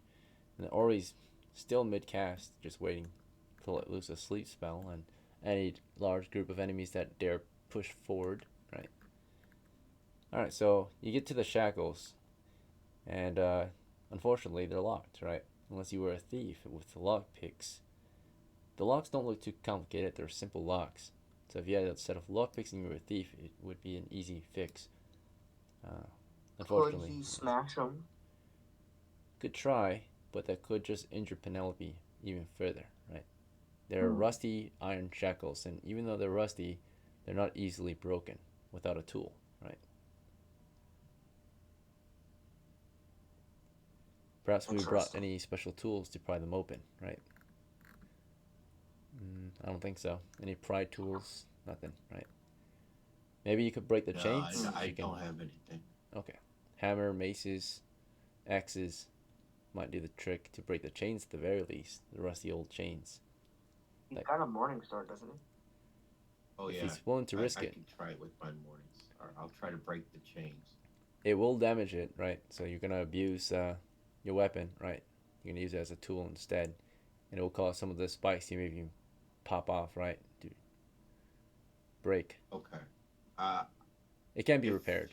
Is she conscious? Here, let me check actually. She is not conscious. She's unconscious. Okay. But she's breathing very slowly. She is breathing. Okay. And she looks like she wants to die. I will sacrifice my mace or the morning star. Okay. So you go ahead and start smashing away at the chains then, the rusty old chains. And we're not in a hurry, so I'm not going to make you do any strange forced doors checks or anything in this case, because you've got plenty of time. The only issue is all the noise you'll be making, which might lure monsters in from the only few directions available, right? If there's something to that north area, or if there's anything to the east or north that might want to visit you, they could. So we'll check, see if anything decides to show up. The first noise check was a fail. Basically, that's a good thing for us. It was just to see if any wandering monsters move in upon the first strike. You've got plenty of time to keep striking, of course. But I would say the chains, they're rusty and old, and they're not extremely fragile. With the proper tool, it could be broken quickly. But I would say the Morningstar might take a few attempts. If it succeeds the first time, successful strike the first time, it might at least bend or crack one of the chains. And if it sees a second time in a row, that same link might be broken. So, yeah, he would smash against the chains. I'll keep trying. What dice does he have to roll for that? Basically, I'll see what the average is before he starts rolling. For how long it might take him, we'll go probably with the average. But depending on his strength score, that determines how much time it takes. With an average strength, there's a 2 in 6 chance he will crack it, and then a 2 in 6 chance he would break it, right? So first we have to crack it before we can break it. So it'd take him about 30 seconds, basically, to at least crack it. But if you want to roll the dice and see if he can crack it sooner or later, you could do that too. So basically, Umar, you can either take 30 seconds and you crack it automatically in 30 seconds, or you can roll for it, right? If you roll for it, every roll, there's a 2 in 6 chance you will crack it. But if you fail the roll, 10 seconds will pass, and another noise check has to be made, right? So I feel that we can wait the 30 seconds. Automatically succeed in 30 seconds? Okay. So just 2 more noise checks then. Yep. and those fail, right? So the noise check just means no wandering monsters approach. A 1 means a wandering monster approaches typically. So in this case, so he struck it 3 times total. On average, it should break up to 30 seconds or 3 tries, right? With his amount of strength and luck. And yeah, he cracked it so far. Now he's got to break it, right? So, and unfortunately, she is shackled. Just her 2 hands are shackled. Everything else is fine. So, after he breaks this first chain, he's got 1 more chain to break, right? Because it's 2 separate chains. So, another 3 rolls. This is just to say that he automatically succeeds after 30 seconds, but here are the noise checks. No responses. Alright, 1 chain broken. She's freed from 1/2, right? So she falls forward, unconscious still, or in a daze. Maybe she starts to wake up, but she's in a lot of pain and hurt, right? And he tries on the next set, so we'll just do the automatic 30 seconds that he will at least crack the next chain. And for surely after this, his weapon's gonna need repairs, right? Replacements for the flayings that came off. It's a cheap weapon. It is cheap, actually. Yeah, you should be able to easily repair it. Okay, it might cost maybe I'd 2 buy a new coppers, or yeah, buy a brand new one after this. So Penelope will be freed near the end, but however, there is a wandering monster check near the end of his attempts. And as he's been hacking away at these chains with his Morning Star, did anyone else want to try anything differently? Otherwise, Clark and Kurt remained, on guard, and Ori remained ready to cast sleep, right? But any large Okay. groups. So in that case, yeah, Kurt, did you want to change up your I'll action? tell Clark to go get the stretcher out of the cart. Alright, so I'll be after Penelope's freed. Yeah, so she's free now. She falls forward. The poor young dwarf, let's see, all hurt and battered. She's probably never going to adventure again after this. Unless she's got enough resolve to take revenge against these kobold enemies, sworn enemies of the dwarves, right? It will be up to that player, though. And I think her player is Gold, so Gold will come back and get his character back. And it'll be up to him if he wants to keep playing as her. We'll see. Clark is on the retreat. He's headed out. Let's see if the enemy... stretcher, yeah. That's right. If they react to that anyway. They react negatively. They have regained their courage. They decide that it is time to make a stand, right? You can hear them stepping back, and they say to you from the east, they said, "All right, humans, your time's up. We're coming now." Right. And you hear the dogmen start barking, and they charge down the tunnel, right? Full on attack. After, of course, your friend left. So at that point, Ori, you can steady your sleep spell and wait till you see all of them, right, before you launch it. But here they come. They just come pouring out. So here's the first one, right? He's running toward the first target he sees, which is Umar holding Penelope in his arms, right? Umar, as you see him charging out, you could have set her down and prepared a fire if you'd like. Would you like to have done that, or something else? I think I'm gonna run with Penelope in my arms. Okay, drag her out, yeah. Yeah, I'd save her. Okay, so you'll drag her out, and hopefully the others can cover you. Kurt, do you want to keep watching that door, or do you want to go help Ori or something else? Or you can help Umar. I'll help Ori once he's out. Once Umar's out. Okay, so you hold the line and watch that north door for now? Yeah. Alright, so Umar's dragging Penelope out. He's slow, right? And the enemies are running up to him. And as they're about to catch him, Ori, you might want to let loose the spell now, right? You might not see all of the enemies that you wanted to cast it on, but you see a good chunk of them, right? And if you don't cast it now, they'll catch Umar. So it's up to you. Do you want to hold, or do you want to cast it? They're about to reach him, right? You see, at the moment, you see 1, 2, 3, 4, 5, 6, 7. So is this the time you want to cast it, or do you want to wait a little longer? Now? Or wait. You got 1, 2, 3, 4, 5, I would 6, like 7. I would like to do it. Right before I think I would like to wait just a little bit longer to see if more of them trail out. Alright, so you decided to wait, and they catch up to Umar then, right? Umar, you had her in your arms. They're about to catch... The first one that's about to reach you has a javelin in his hands, right? He's about to thrust it into you, into Penelope, or not Penelope, but into your side, right? He's going for a flank. So you're dragging her out. He's coming toward you from the side, right? ready to stab you. Do you want to drop her and start melee or something else? Or do you want to keep dragging her? He's about to thrust, right? Do you have a reaction? Okay. I don't know Penelope. Right. But unfortunately, she's going to have to take one for the team. You can I throw put it in the way. Penelope at the kobold. Okay, so you throw her toward the kobold that's about to move in to stab you from the flank, right? And Kurt, you turn around and laugh at that. And Ori, you hold the spell. You don't cast it quite yet. But what actually happens is, as the kobold moves in and Penelope's thrown toward him, the two kobolds, they're going to react to this. And they react in our favor. So react favorably. So something good for us. And they don't have their goal is not to hurt Penelope, technically, right? So she's a prisoner. They actually catch her for you, right? So they stop the attack, they catch her, right? They catch her from falling, slows them down a bit, and UMAR is able to back up to the wall after that. While the other ones move past, and of course, they're kind of divided. There's a whole cage right here, actually. So UMAR, when you backed up, you're actually backing up into a cage, right? Because you were here before, so you're backing up toward. Technically, actually, the cage is right here. So you backed up to the cage with Penelope in your arms. You kind of threw her toward them, but she would have fallen to the floor here. Yeah, and you would have been backing up over here, actually. Yeah.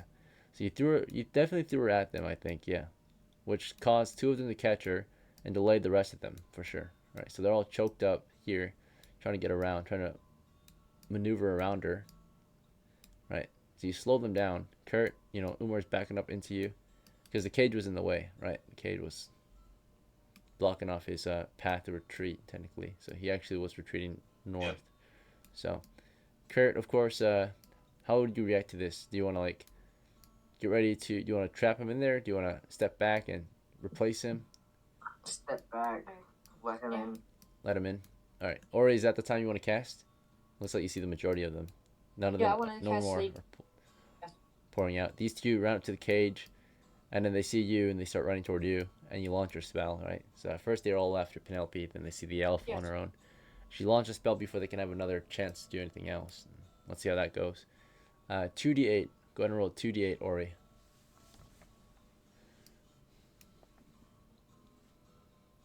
11. 11? Okay. So all of them are affected. They're going to make a saving throw. We're going to start with the west to the east, okay? So, here we go. Fail. Fail. Fail. They need 17 or higher. Fail. Fail. Fail. Fail. Alright. And before they can take any other moves, right, as they look toward Ori, as these guys caught Penelope, they all look toward Ori, and Ori sees them all, right? They're all in her line of sight. They dropped Penelope, and they all start to feel, of course, this supernatural force hit them. A wave of sleep, right? So, a sleep spell has been casted upon them, and they all fall to the ground, right? Onto their knees and then to their sides, right? They just collapse, dead asleep, right? Okay. Yeah. So, as this all was going on, I have to make the reaction for the other group. They're reacting to the noise of combat. And they are immediate attack.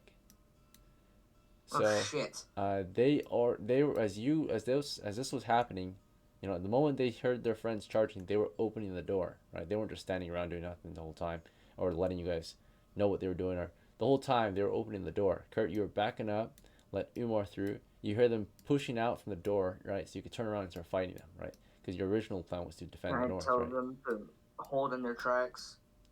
Tell the kobolds to wait. Yeah, tell them to stop.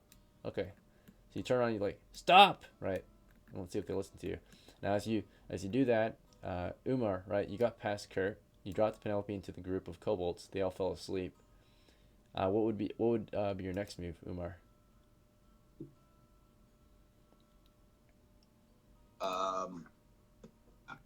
Umar, with his morning star and his buckler, will back or get beside Kurt there and hold the line.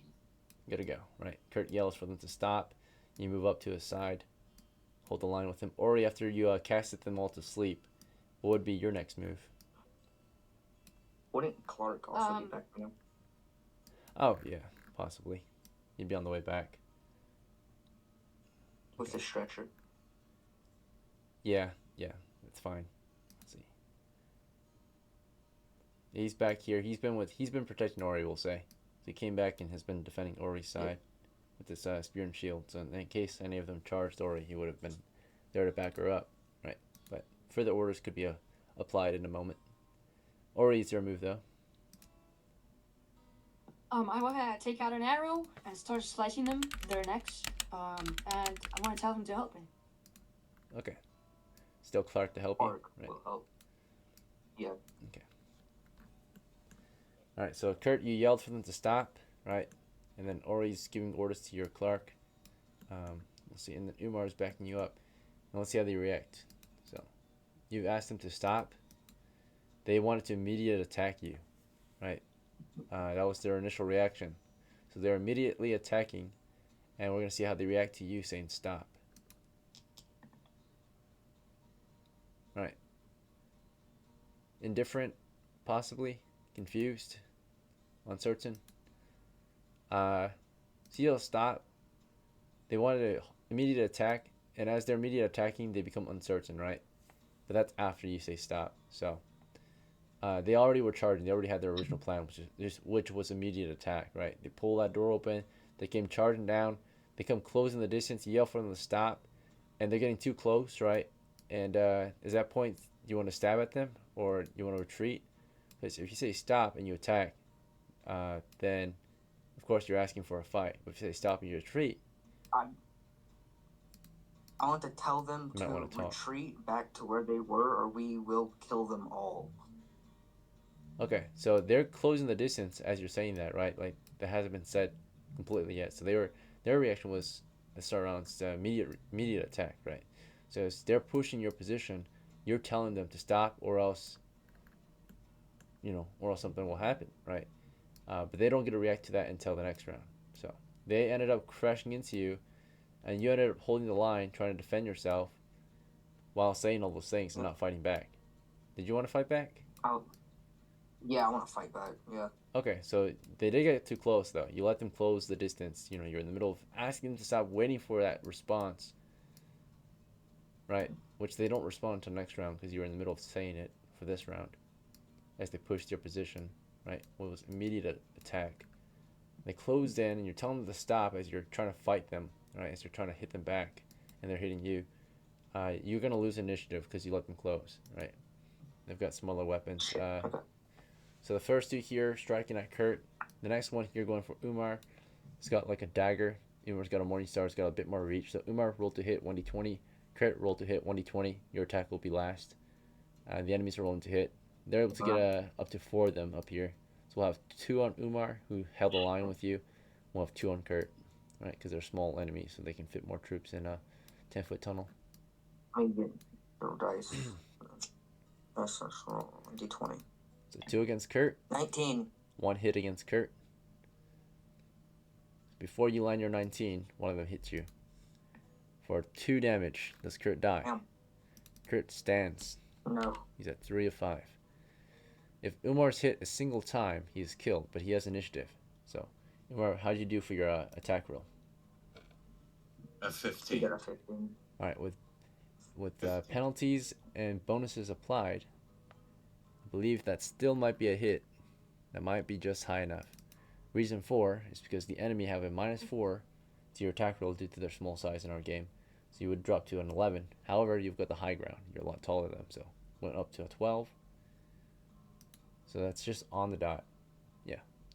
So go ahead and roll damage. It's going to be, with the Morning Star, 1d6.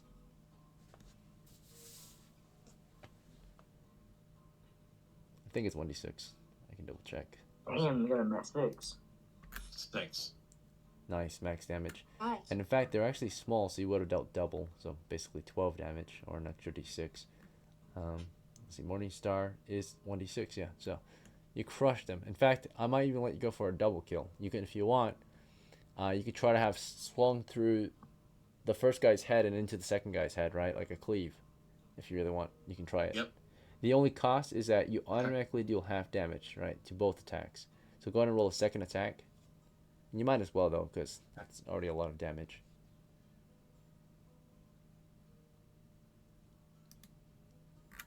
Come on. 1d20. Oh, Damn, shit. that one. There's also the chance for that happening. Oh, fuck.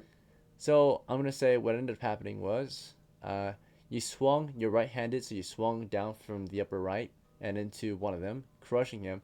However, that second blow, because your weapon was already damaged, right, went into the wall and caused the head of your Morningstar to snap off. Right, it's already been heavily abused. Your Morningstar breaks mid-combat. Right, it finally gave in. It's hit the wall. So his weapon breaks against the kobold's head, right? Snaps as it goes through his head and into the cave wall, right? You crush his head, splattered it like a watermelon into the wall west of your position, right? All right. So you at least got a single kill from that. All right. Let's see. But now the Morningstar is disabled. It's now a stick, right? Okay. So. He Right. still hit the stick. Technically, yeah, you could, right? Improvised weapon. Guys, I'm gonna One have to retreat, guys. You gotta live to fight. You have to choose your battles wisely. Well, you got a buckler. Let's see. You can. All right. So, in the meantime, these guys are killing all these kobolds, right? Getting that XP for your crew if you manage to survive this event. Kurt held the line, and the enemies attacked you. Got a single hit. You scored a hit as well. Go ahead and roll your damage. If you want, you can try to go What, my for damage or theirs? Oh, wait, yours. I got a 4. Do you want to try a lineup, thrust through one into the other, right? I'll do the lineup. Yeah. Okay. Do the Roll one more 1d20 attack. again. It's auto half damage for both attacks then. I got a 3. Fuck. Okay, so it's just auto half damage for the first attack. So instead of a D6, Also you double would have damage dealt, as well. yeah. You have fighting skill against them too, so technically you would have done. Okay, so 3 is definitely a miss still, even with fighting skill. But the first attack though still deals at least 2d6 damage, right? Because you get double for fighting skill, and then of course double because they're larger. So you would definitely have killed the first one for sure. Second one, unfortunately, you just rolled too low to hit. That's a miss. You thrust to the first guy, past the second one, right? Got close, but you went through the first one at least, right? Okay. With that, let's see. That might be the melee round concluded. So as this guy dies, they swung. They charged, swung. I'm going to say, because these guys didn't want to just stand back there and watch the whole time. So technically they moved, attacked. These guys were at the ready to move and it replaced the guys who died. So right after you thrust it through the first guy and free your spear, this next guy steps right over and will have a chance to attack too, right? They're not just going to stand there and watch that happen. So as you guys kill their friends, right after you took down their friend, they step over their friend, right? Or past or in between their friends to try to get a little poke at you both, right? They're not just going to stand around and watch. So before the round ends, 2 more will have an attack. Yeah. Not quite. Yeah, because they have 20 feet of movement. They only move like 10 feet, right? So they'll have a chance to attack as well. So these last 2, they lost the initiative naturally though, right? They go at the very end of the round. A late movement to attack. The 18 will hit Kurt. The 15 will hit UMAR. So UMAR was on the retreat though, so right after he swung, he started backing off, technically. Because that's yeah, you can do that. It's fighting withdrawal. So you did a fighting withdrawal. I started backing off, bro. Yeah, that's exactly what I wanted to do. Is a fighting withdrawal. Okay, so Kurt, if you do a fighting withdrawal with UMAR, do you want to stay further up ahead to tank the attacks, or do you want to be equal with him? Let's see. Or what's your encumbrance? Stay equal. Stay equal? He might be a light footman, so he might leave you behind to tank all the hits. Because if he tanks a single hit, he'll die. You can take multiple hits. So you try to stick with him. You try to do a fighting withdrawal with him. Fighting withdrawal allows you to move in melee combat at half your movement speed. So in this case, it would be 10 feet for you. In his case, it'd be 15 feet, right? So he would back up 15, where you would back up 10. And the first 2 to attack, of course, they did advance, fighting with advance, so they would be pushing at the same time. They wouldn't get to attack, but they would be able to advance with you. And that's the extent of their movement, because they did 20. What's up? I was gonna say I was gonna provide sword with a bow after I got the kill. Okay, yeah. I mean, it's the same round, so you went in for your first kill, and the next round you can start shooting at the enemies. So this combat round, you were slicing your throat with a Clark. And the next combat round, you could cover them, right, with bow fire. But if that wasn't your original action, you kind of missed out on that. Maybe midway through you could have switched, but it might be too late by then. Let's see. So anyway, during the fighting withdrawal, the enemy did a fighting advance, so they would move with your withdrawal. However, they only have a 20-foot movement, so they start at the door pretty much and move 20. So none of them were able to keep up with UMAR, who was he swung once, backed up quickly. The other two would push up. This guy would not get a single attack in, or actually, maybe right there. This guy's choked up here. So fortunately, only one more attacker against Kurt. We already know he got an 18. So Kurt is hit again for 2 damage and is on death's door. 1 hit point left. 1 hit point. One more strike and you're out. Right. So fortunately, we've got this kind of wall, this cage. You can attack through it, but it blocks movement. That's the only bad part, right? So, you can. Yeah, I want to start moving like east and Southeast. attacking as well. Yeah. Okay, next round you do a withdrawal to the east, fighting withdrawal east, swinging and backing up, right, to the southeast. Want me to roll a d20? Not yet. So we're declaring actions for next round now. So next round, Kurt's gonna withdraw and keep stabbing. Umar, you want to do a full retreat out of here at this point, or something else? Yeah, if I can get behind Clark at least, and then swing around to, like, in between them, actually, Ori and Clark, and then get the sling out, whip out my sling and start doing some slinging. Sounds good. Sounds perfect. All right, so Umar is gonna try to get past these two and use them as cover. Ori, do you want to just prepare to fire as soon as you see a line of sight? Yeah, I wanna do that.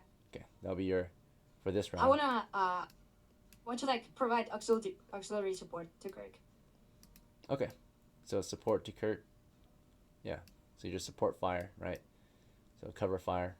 Umar is gonna move in between, switching his gear. Yeah. Clark is gonna see his master in there getting pounded by these kobolds, and it's actually going to make a morale check to either, because his original orders, of course, he's here to fight and defend the crew.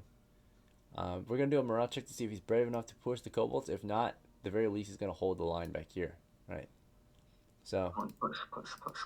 here's his roll.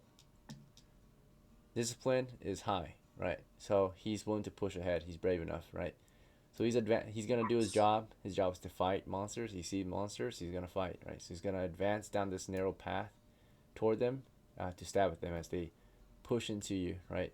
So you're backing up, trying to escape their attacks, and they're trying to get you, right? So what happens at the start of this round is we saw Umar backing up into the south wall. He's gonna do a movement to fire, so he's gonna move, pull out his sling, drop that stick, and of course eventually fire near the end of the round. We'll see. So his shot is a bit delayed. We'll see. He'll eventually have a sling ready to fire. The Morningstar is completely discarded then. Let's see. It's okay. It did its job. It did its job. Splattered at one enemy. And then Ori, of course, is providing support fire, cover fire, right, as Kurt backs up to the southeast. But before that movement can happen, technically we're supposed to go missiles first. There were no missiles immediately, unless Ori wanted to take a chance at this guy over here, but she's got 2 separate walls covering him, so it's a penalized shot versus if she fired just through the one wall. So Ori, as you see Clark moving up, you saw a line of fire, but it was kind of tough. Did you want to take that chance? Or wait for a better... No, but No? isn't there initiative for Kurt? For Kurt, yeah, in a moment. Yeah, he's going to be backing up. So the sequence goes missiles, then melee, then miscellaneous, then movement, right? So sometimes magic, if the spell is casted, of course, last round and middle of last round, so then magic would go up before movement. That's the only time it would go before movement. But yeah, we're doing missiles. We're about to do melee right now. So you didn't want to fire yet, so you're going to hold off.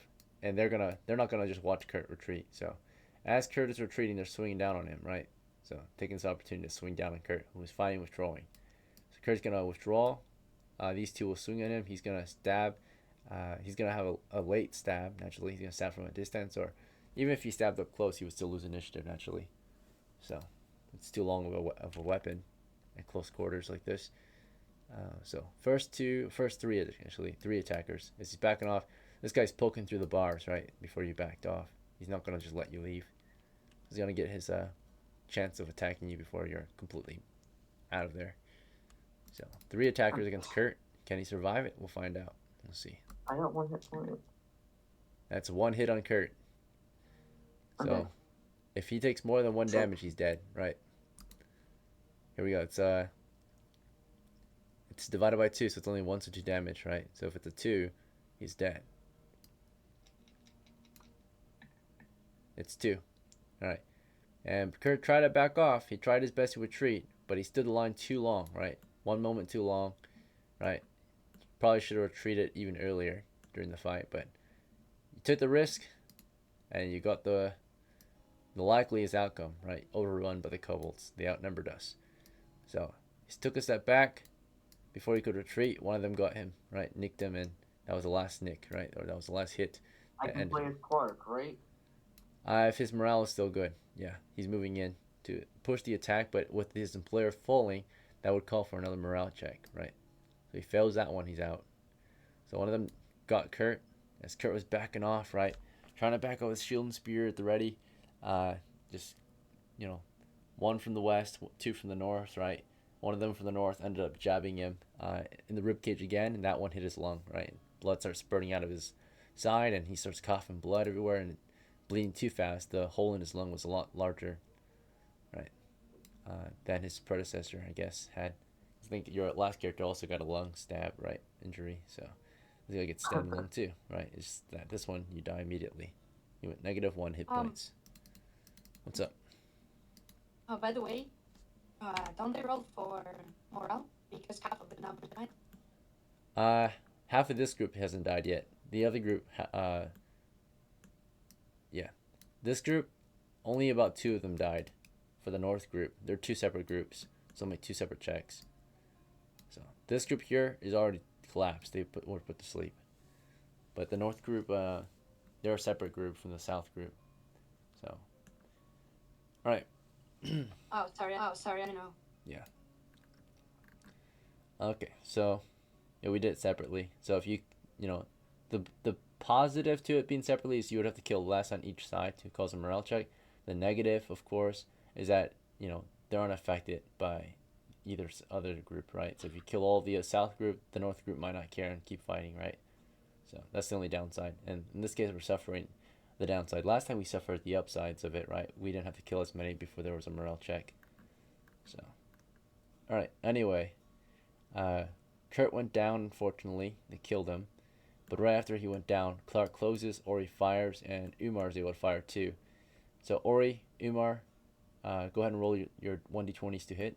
I'll roll for Clark. He's an NPC. Before he can roll, we'll check his morale check, seeing Kurt die. So NPC morale check. Passed. Alright, you can play as Clark. Go ahead and roll to hit as Clark now. You're Clark the second. Okay, hold on. Kurt the second dice. Dice I these got a some 5. kobolds. 5 is a miss. Damn it. Line Wait, up a shot. We both got 5. Okay, go ahead and do a line of fire for Ori, and Umar, you can do the same. So if you want, you can go roll 2 attacks instead. You can do an extra attack at the cost of damage, right? I got a net 1. Okay, it went horribly wrong. So you missed the first guy. I got a 2. Okay, do you want to try to do a lineup? You don't have to. If you do a line of fire on your shot, there's a chance of really big failure, right? If you get that nat 1 somehow. Okay, up to you. Umar, do you want to try to get that second shot? Because you could miss the first guy, Sure. but you might hit the next one. All right, roll another d20.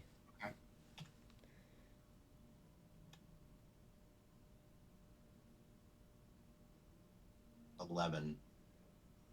Okay, so for Ori, because you got a nat 1, you pulled back your bow basically maybe full or maybe even further of a draw, right? Somehow you pulled back too far. The arrow was still loosed, but after it loosed, the string snapped, right? So you got to restring your bow. Your bow is downed, right? So weapon malfunction for Ori due to the nat 1, right? So, cause of malfunction was, of course, not just the nat 1 or fumbling, but using the bow not as intended, right? So you overused it just now, right? You like pulled back too far and it snapped eventually. So you thought you could pull even further than normal limitations, so you can deal even more damage. Instead, you just snapped your string. The arrow went loose and missed all targets, right? So, all right. So bow's downed. So, or he's got a damaged bow. It's unstrung. It's to be restrung. All right, Umar. Of course. How'd you do for your second attack? You said 11. All right. So it's just an extra chance to hit, Yeah, 11. but it was a complete miss in the end. No weapon malfunctions or fumbling. Yeah. Okay, just a full miss. 11. Good to go. Clark, what did you get for your 2-hit? I got fucking a 5. A 5. And you had no lineup, unfortunately, because these guys, they pushed over Kurt, making their way around the wall right after killing him. Right after killing Kurt, they're doing a after killing him, they're doing a combat maneuver. Right, they would stab and then they move their 20. So, okay. Clark, of course, missed his only target, which pushed up into him and attacked him right at close quarters. I have a shield.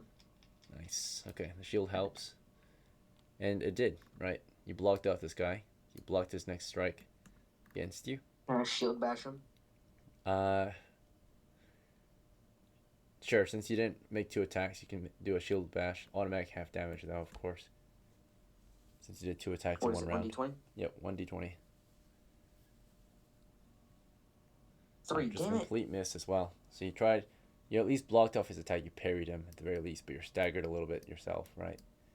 So both of you are fumbled, I guess, or pushing into each other, and neither side taking any real advantage. You're just pushing back and forth. All right, next combat round. Enemies are about to close the distance on our Umar and Ori. Ori, do you want to fire and retreat or something else? Oh, my bow was broken, so I'm just gonna Oh, retreat. yeah, that's right. So just full retreat out of here. Full sprint. Umar, you want to retreat too? Yes. Or something else? Would I be Completely able to gonna get die. would I be able to get a shot off and then retreat half my distance? So you're not in melee, so you don't have to do a fine withdrawal. So you can retreat your full movement in combat, or your combat rate of movement, which is, in your case, 30 feet. However, there's also a sprint action. If you don't attack at all and just move, you can move 3 times your combat rate, which is in this case 90 feet for you, right?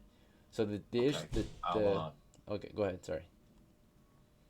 I'll fire one and then retreat. All right. So the risk here is that they might do a sprint instead of an attack, and if they do a sprint, and if you fire and retreat, right, you will only get to fire and move 30. If they do their sprint, they'll move 60, and they'll close in and surround you. Does that make sense? If they don't choose to attack this round, Yes. they can close and surround. Now that is not possible though if you do a full retreat, no attack at all, just complete retreat, right? You would get 90, they would get their 60, and they wouldn't be able to catch up, right? Does that make sense? So if you fire, they will catch up. Yeah, it makes sense. Kurt, Helen, Penelope, they're doomed. Clark, I'm still do alive. He's not do I 1v1. see Clark retreating? Doesn't No, look I'm like it. fighting. It's up to you, honestly. He looks like he's standing and fighting Okay. a I'm single fighting, kobold. bro. Do I see Ori running? Ori's out of here. She's going full sprint. Right, so you'll be left Okay. to get attacked. Right. I am going to stick and fight. Very well. You stand the line, or you hold it. It's your first character. Maybe he'll die in his first game. All right, the first Umar. So You let's won't see. die. Ori retreats. Here they come. Right, they come pouring out. Let's say 2 of them are gonna do a sprint, you. and 2 of them are gonna do a move to attack. So the sprint guys are gonna try to catch up to Ori, but that's gonna be impossible, right? They're gonna try it, and the only way they will succeed is if Ori changes up her plan to not retreat anymore, right? So as long as she chooses to keep retreating, they'll never catch her, right? But as soon as she changes something up, they'll catch her, right? So she's on the retreat. They're chasing out of her full sprint, right? They're gonna move 60. She's gonna move 60. She's, I think, a medium or light footman. I think she's a light footman. She's gonna move 90. Right, so she'll be breaking 30 feet every round, an extra 30 feet. Imar, on the other hand, held the ground, gets approached by 2 of them, fires a sling into them, roll to hit. They move in a staggered way, so you don't get a lineup this time, right? So you don't get fire at Okay. one.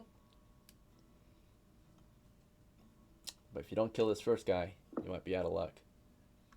Miss. Darn. They close in on our UMAR. Right. As they close that distance, you can just go in for a block with your buckler. You can try to do the fighting withdrawal, right, as you already wanted to do, which was about 30 feet back after your first shot. Right. So yeah, you would at least prevent them from attacking this round if you did that, right? So you would have fired, retreated 30 feet, so 10. Here's 10. Or they might be already out of here. Or we started around here. She did 90 feet out, so 20, 30, 40, 50, 60, 70, 80. Yeah. She exited the cave. The other two kobolds nearly caught up to her. Right? But they'll probably intercept you on your way out in the darkness. You ran into the dark cave, right? She couldn't see anything. She just bumped into walls. Actually, no, she has dim lighting. Yeah, she can see in dim light. So, because she's an elf, even if she moves southward, she would see the dim lighting from the southeast, right? And the daylight, technically. So she would be fine. She's an elf. You, on the other hand, Umar, are a bit stuck, right? So you would move west for quite some time until, unfortunately, you can't see, right? So you retreat. How far west do you plan to retreat before, or after you shot, right? So you shot from around here, right?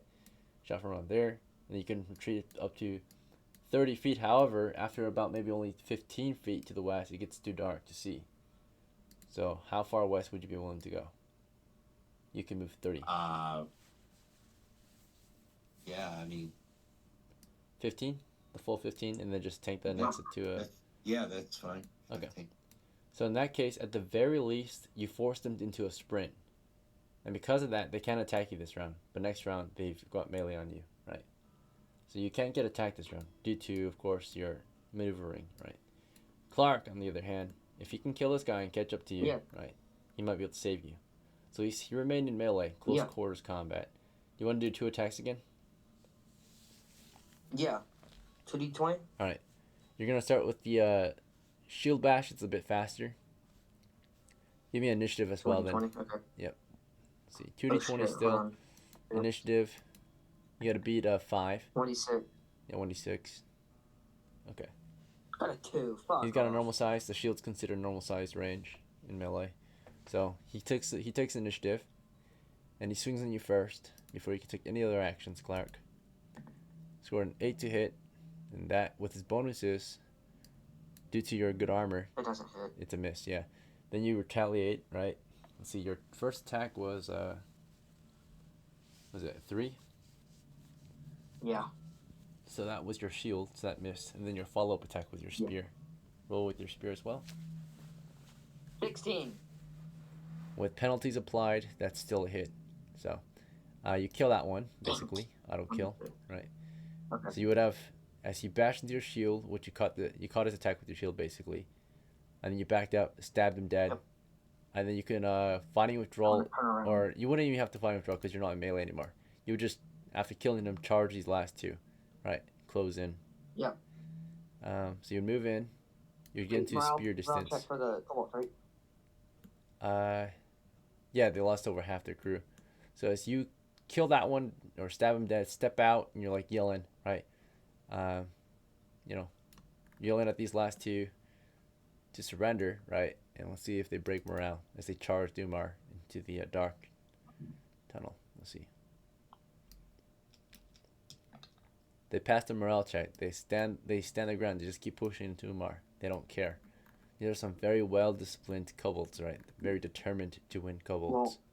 Well, I can flank them now. Yep, you're rear-ending their basically, right?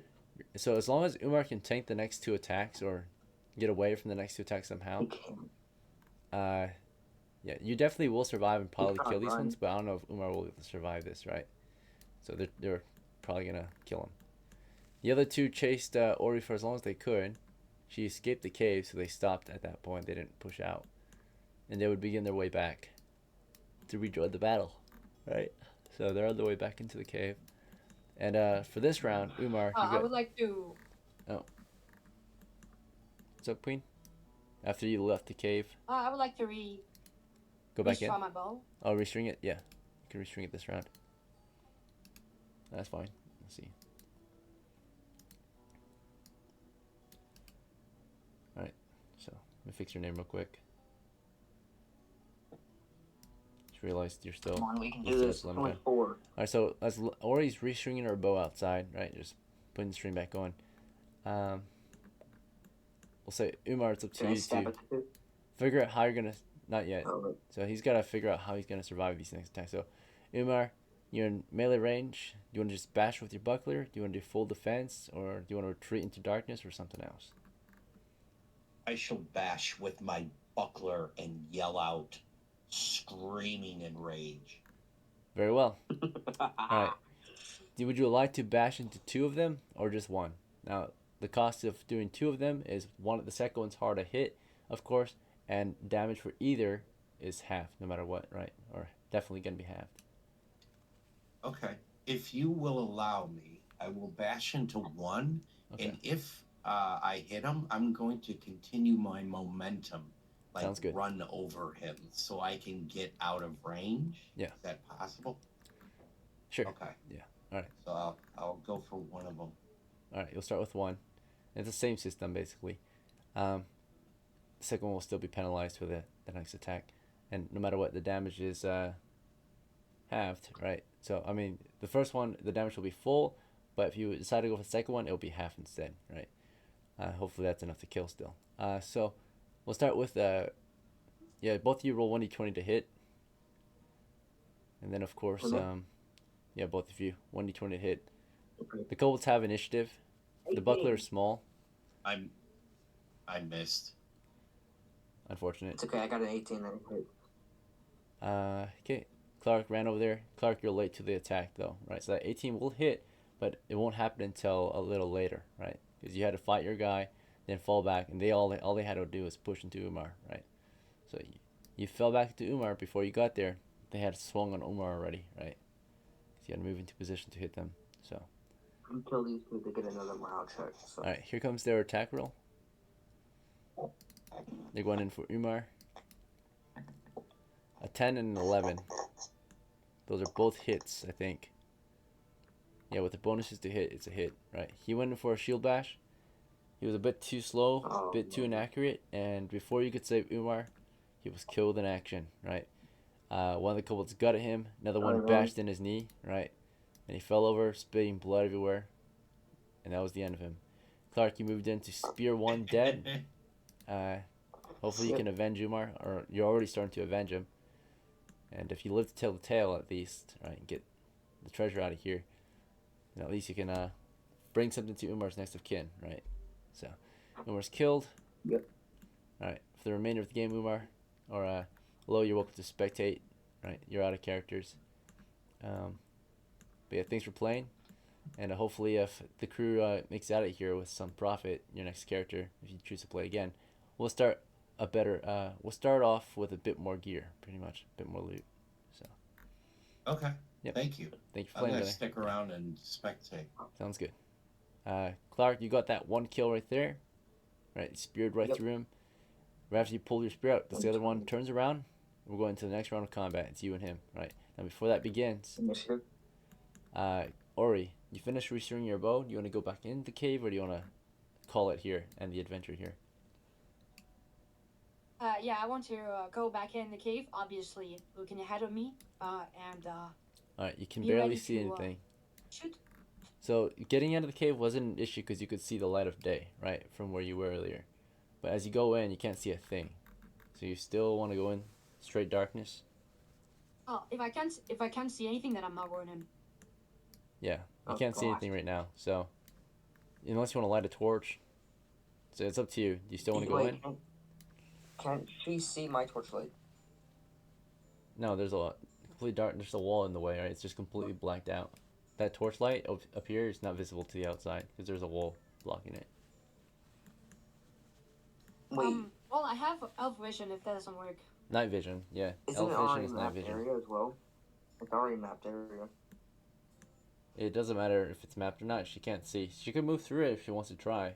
She wants to do a theater of the mind as she moves. Because I'm not going to show her where she's moving, right?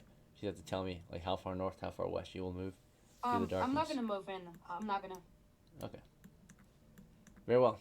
She's indecisive. She decides in the end she's not going in, right? Clark, it's you versus a single kobold, right? So after you stab that one dead, this one pushes at you, but not alone, right? The other two have arrived on the scene, right, from the west. We're also going to do some one-way monster checks for reinforcements. Forgot every combat round technically calls for, every combat round that makes noise at least calls for possible more enemies to show up on the scene, right? So I think there was like 4 rounds of combat passed, so we'll check. Alright, it's just you and them. 3v1. Ready? Okay, so here they come. They come pushing you in a staggered or aligned formation, so you can't get any lineups without a slashing weapon, right? So you're stabbing at them. Sweeping attack, right? It's not as effective though. You want to try it? With a spear? I'll try it. If I can get at least 2. Yeah, it's a 3d20, right? You want 3 attacks or just 1 attack? I meant 2 attacks. Oh. 3 is even harder. Okay. 2? Alright, you'll try for 2. Fuck. I'll do the 1d20 then, fine, yeah. Oh, you just want 1 attack? I'll do 1. Just 1 thrust? Okay. Yeah.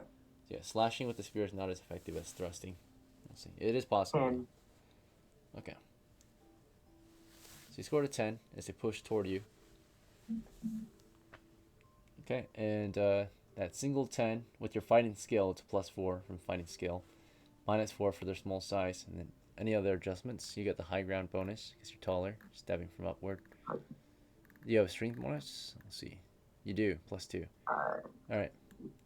You hit your target, and you probably kill him because you do an extra 2 damage, and on top of that, you're doing 2d6 damage, right, with the spear. So, auto kill 1. As you auto kill 1, the other 2 close in on you. And they're going in for a horrible tactic against you because you're heavily armored. They decide to overwhelm you with their body weight. They move in, and they decide to just either they can grab at you, try to get their hand on you, and maneuver you how they wish, or they can just try to body you. In this case, they're going to try to body you. They're just running straight into you, right? Only 2 of them. So they don't have a grip on you, but they're just slamming their weight into you. And with only 2 of them, that's a total of 120 pounds, right? Unless they can do a force force check, they can apply double their amount of force. So you're holding the line, you're 160, so 120 no matter what can't work. You'll hold no matter what. However, they're going to try to force doors it. Here comes their force doors. Fail. And you can hold the ground, right? You hold your ground easily. So you shield them or shield against them. And as they slam into you, you beat them with your shield, right? So you slam into your shield and you swing your shield into them. Roll a hit. Grapplers 3d20? are easier to hit, by the way. Yeah. So as they slammed into you, you beat your shield into them, right? You 2d20s. 17 and a 10. Alright, so grapplers are considered susceptible. So they ran into you swinging your shield in them. So they basically ran into a door opening against them, right? So as they ran into you, you swung your shield into them. And you basically auto-hit them both, right? And for the damage, on the other hand, shields will do 1d2, right, as improvised weapon. And of course, on top of your strength, that's an extra 2 damage, and also your double damage because you're strong, or you're tall, right? You instantly crush them into the wall with your shield. You bash them both in with your shield into the wall, and you splatter them dead into the wall, right? So you just punted them with your shield, or shield bash them into the wall, right? 2 of them just get slammed, right? You just push them and crush them against the wall, right? Batter them in. That's it. The fight is done. One more noise check to see if any reinforcements arrive on the scene. Reinforcements are arriving on the scene. Let's see if it's the same group. Shit. For 5. Different one-way monster, perhaps. Let's see. In the area.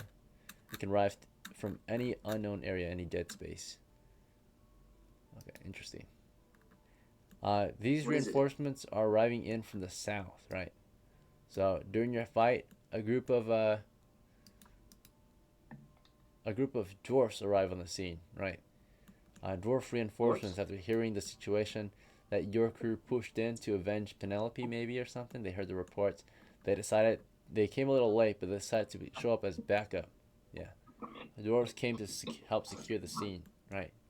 So a total of 6 dwarves arrive on the scene, right, carrying torches and such and gear, unknown to our original knowledge, because we didn't know they were coming until a lot later.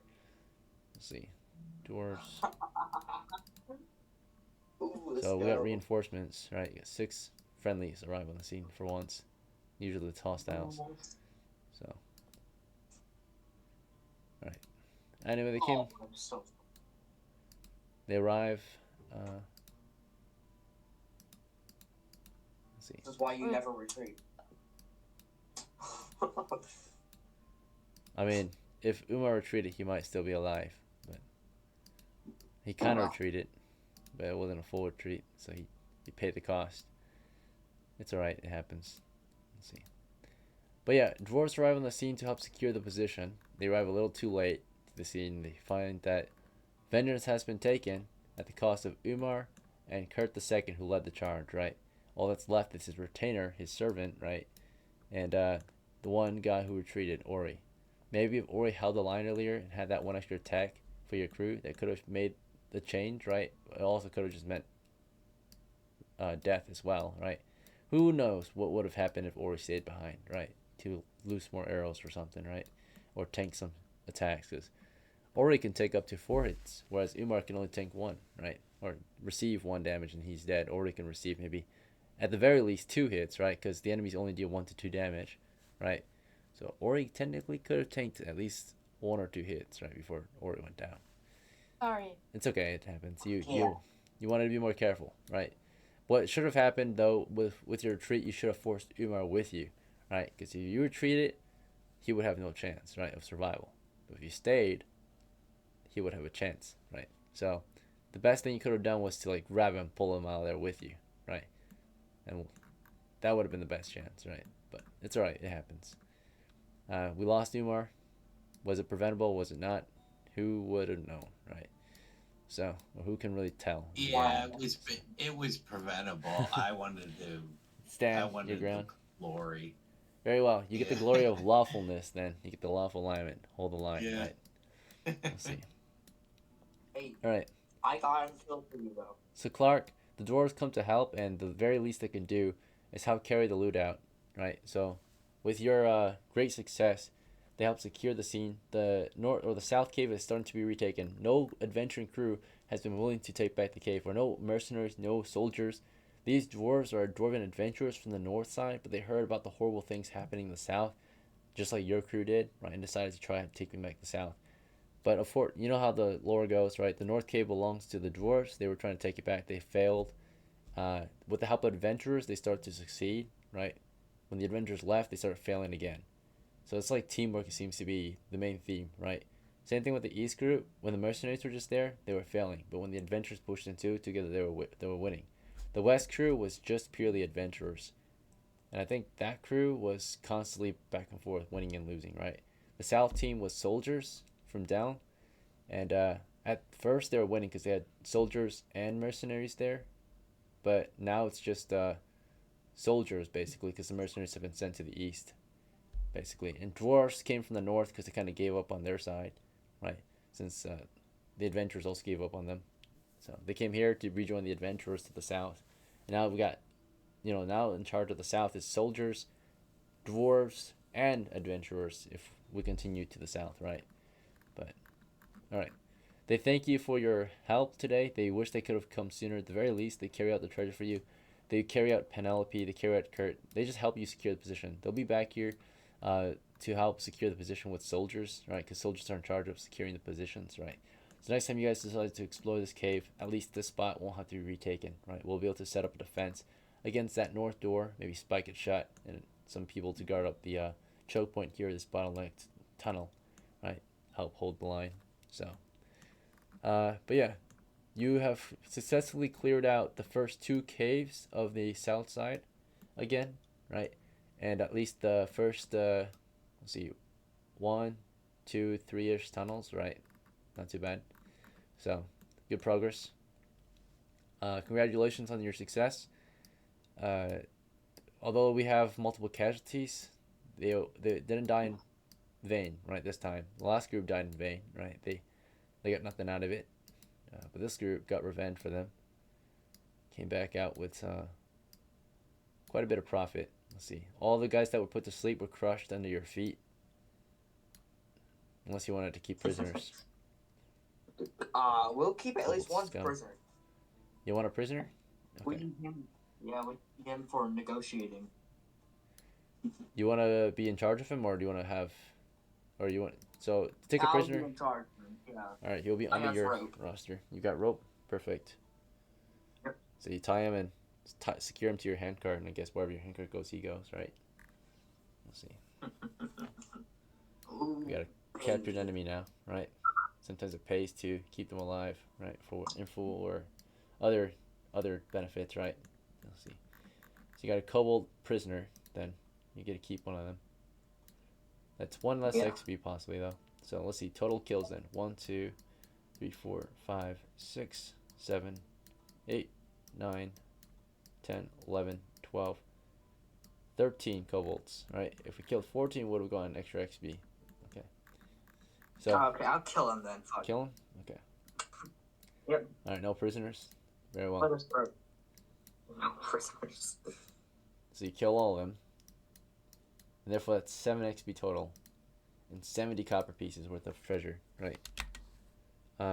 70 coppers for their heads. And actually they all have 2.5 coppers worth of gear that you sold off too, we'll say. Is that fine? Sold their gear. Fine. That's 2.5 times 14, which is 5 times 7, which is 35, which is 105 coppers. Okay, so. And then on top of this, we got XP. It was 7 XP, right? Because each of them are half an XP. Right, so. Alright. And then, of course, the reward for bringing back Penelope to safety. The town of Down have rewarded you for retrieving Penelope to her family. And out of the tax money of the town, basically, that's how they pay you.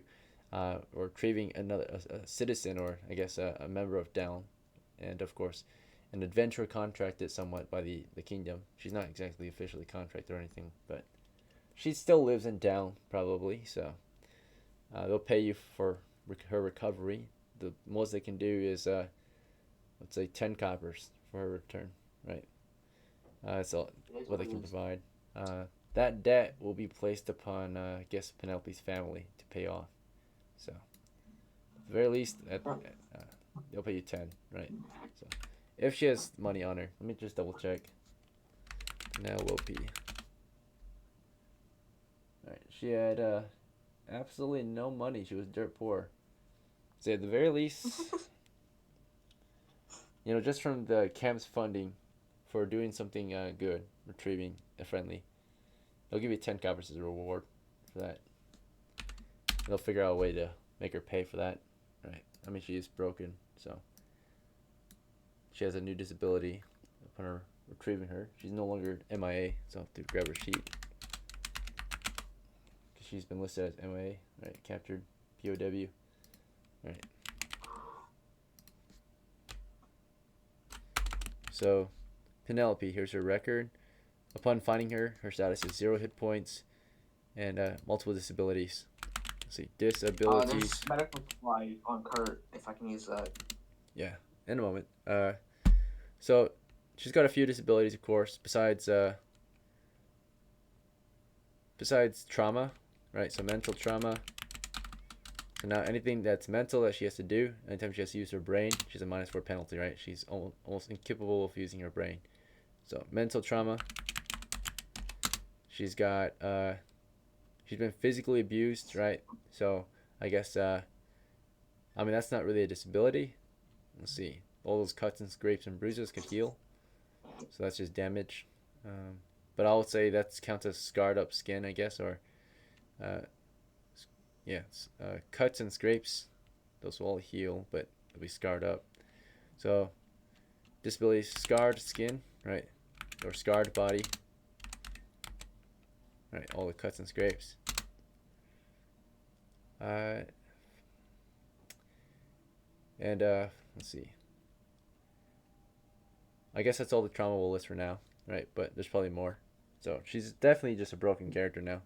She's probably unplayable. I don't think anyone wants to play with a character with this many disabilities, right? Let's see. She got level drained. D0. I don't know if she wants to play her. She's gonna be messed up. And upon her level drain, she lost her. Go with It's a charisma. dwarf, so it's constitution, right? Yeah, they level drained her charisma. Level drain means that scores also have to decrease and hit points also have to be decreased. So we'll just have her charisma ability, half her hit points. Right, upon reaching level 0. Right. So, all right, that should be Oh, enough. when I- So yeah, she's a broken character, right? You have saved her. She's no longer captured, but she's completely looted. So when you found her, she was absolutely naked, right? No clothes at all. So nothing, no weapons, nothing, right? Just a naked dwarf. So all right, but she's been saved. Status is now none, right? Or yeah, she doesn't have any real status anymore. She's been recovered. I guess she's resting. Disabilities. Mental trauma does that until. Let me look up how long shock lasts. Let's see. How long does mental shock last? Okay. From what she experienced, we'll say 1 month, right? Before she actually can use her brain somewhat normally again. So from what happened in there, mental trauma until, let's see, what day is it? It's September 5th or September 25th, year 10. So she will have it till October 25th, year 10, right? So mentally broken until that date, right? So let's see. Mental break until 25 October 10. Scarred body. That's just permanent. Yeah, that's not going away. Alright. Alright, yeah. I mean, would make one hell of a revenge story, though, if she goes back in there to kill them all, right? So, or at least die trying. Let's see, I guess, yeah, after all she went through. Let's see. Yeah. No, she's probably just gonna be broken. Alright. Let's see. That's one prisoner rescued. There's maybe 2 more to go, right? Or 3. Let's see. Actually, maybe 4. Who knows how many they got, right? So, a lot of. It's not really advisable for any female adventurers to go, or any females, or any adventurers to be female at all. But some of them are brave and don't care, right? And decide to go anyway, despite the higher risk, right? Let's see. All right, and disadvantages, but there's still some advantages to being a woman. So, all right. Okay, I think that should be everything. So, payment. When it comes to payment, naturally, we had 5 characters that all need shares. And the main shareholders, of course, PCs. PCs are the main shareholders, which is originally Kurt, UMAR, and Ori. But Clark was the one who made it out alive and won the battle for the team. And he was just a simple retainer. Penelope, Ori made it out too, right? Yeah. So Ori made it out, but she retreated. So Clark took his master's place, right? Technically, he claimed to have taken his master's place upon his death. So Clark might make the claim that he deserves a full share. It's up to you, honestly. As Clark, do you think you deserve a full share? Yeah. All right. And Ori, do you want to object? No, I think he definitely deserves a full share. Okay. And Ori, you are a full member of the crew, so, or PC, right, player character. So you're technically allowed a full share as well. Clark, do you object to this? Nope. Very well. So you both get full shares. And then your deceased companions were both PCs as well. So they technically are allowed a full share even upon their death, as long as they died fighting for the crew, right?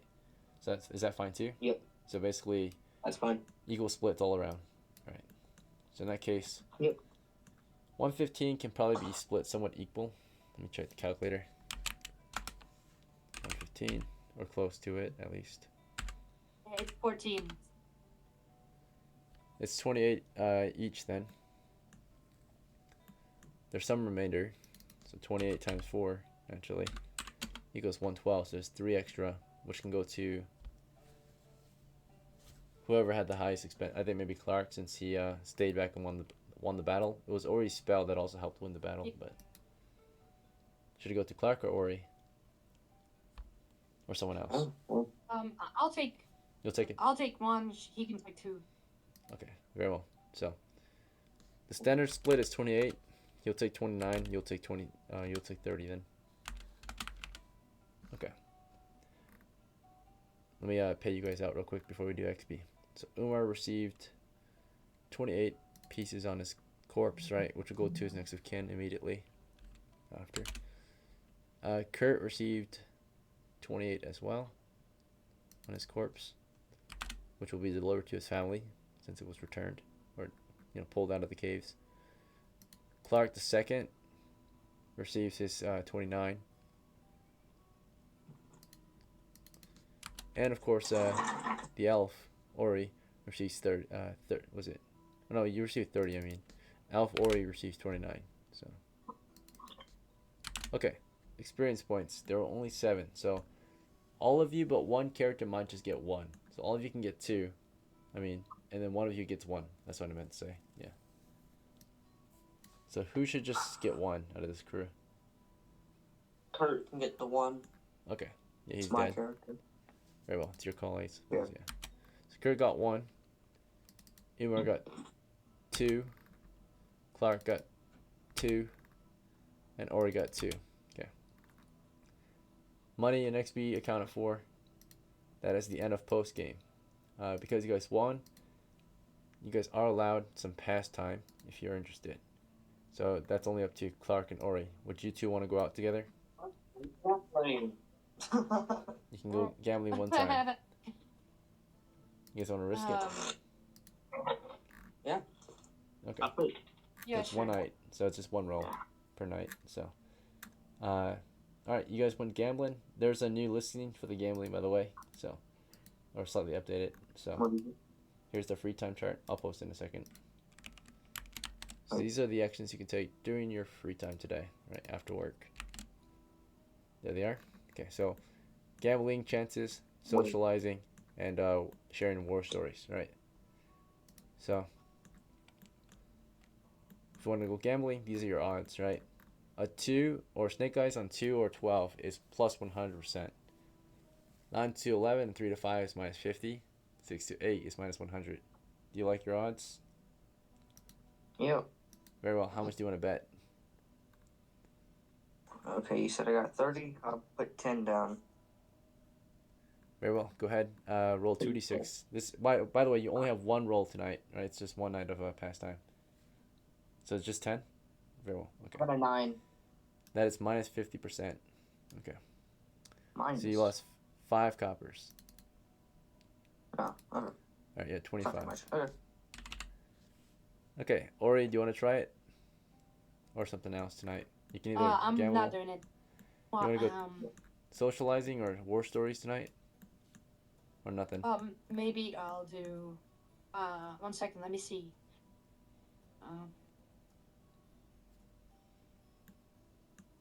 Yeah, I think for now I'll just do nothing. Do nothing. Rest. Okay. Very well. Did you want to spend time with him? Your character? You could have socialized to him while you guys were gambling. And that Yeah, sure. tests your relations with him. Okay. In that case, you'll see if Yeah. you'll test to see how Ori feels about his character outside of the adventure. Roll 2d6 and likewise. I rolled 36. I get a 6. Yep, you can roll 2d6 too, Kurt. Since or not Kurt, but Clark. So outside of the I got a adventure, 7. they are both the same, right? They're just friends. Their relation hasn't changed, right? It hasn't depreciated or gone up either. Your charisma could affect it, so Ori, she has a -1 charisma, so. All right, it was neutral though. Socializing, your relation hasn't changed, right? So. All right, that's it. So, that's to of course give your characters better relations, which could help influence how their households work, right, with each other, like fellow retainers and such. Okay. If your characters like each other, then your retainers might like each other and work together better, right? There's some more cohesion outside of work. Then inside of work or at work, there might be more cohesion as well, right? If you work well out and work well good at work, basically it can be both ways, right? So, if that makes any sense. All right, that'll be it for tonight, though. Yeah. Thank you all for playing. Hope you had fun. Sorry you had to die your first game low, but maybe next time you'll live. It's okay. Do you plan on playing Sunday? Sunday, as in a day or 2 days from now, or 1 day from now? Because right now it's already Saturday for me. Okay. Let's see, Saturday in the morning for me. Sunday. So Sunday for me would be in about basically 12 hours, right? He's in Japan. Tokyo time. Yeah. Okay. Then Monday. Monday. Okay. Well, I do work on Monday, unfortunately. So kind of. I work at. Yeah, I do. I work on Monday. I have a night shift, so my shift starts around. Okay. Yeah. All right. So won't be able to do Monday, but there will definitely be another game later today, possibly, and so Saturday your time there will be games, and then might be another one after this one. I'm not sure, but definitely a game later today, or Saturday. Okay. Yeah. Otherwise, thanks for playing. I hope to see you at the next one. Yeah. It's all good. Yeah, it's a pick up and play, so you don't have to show up to every single game. It's just whenever you can. Yeah. Right. I get you. Yep. Thanks, man. Thanks for playing.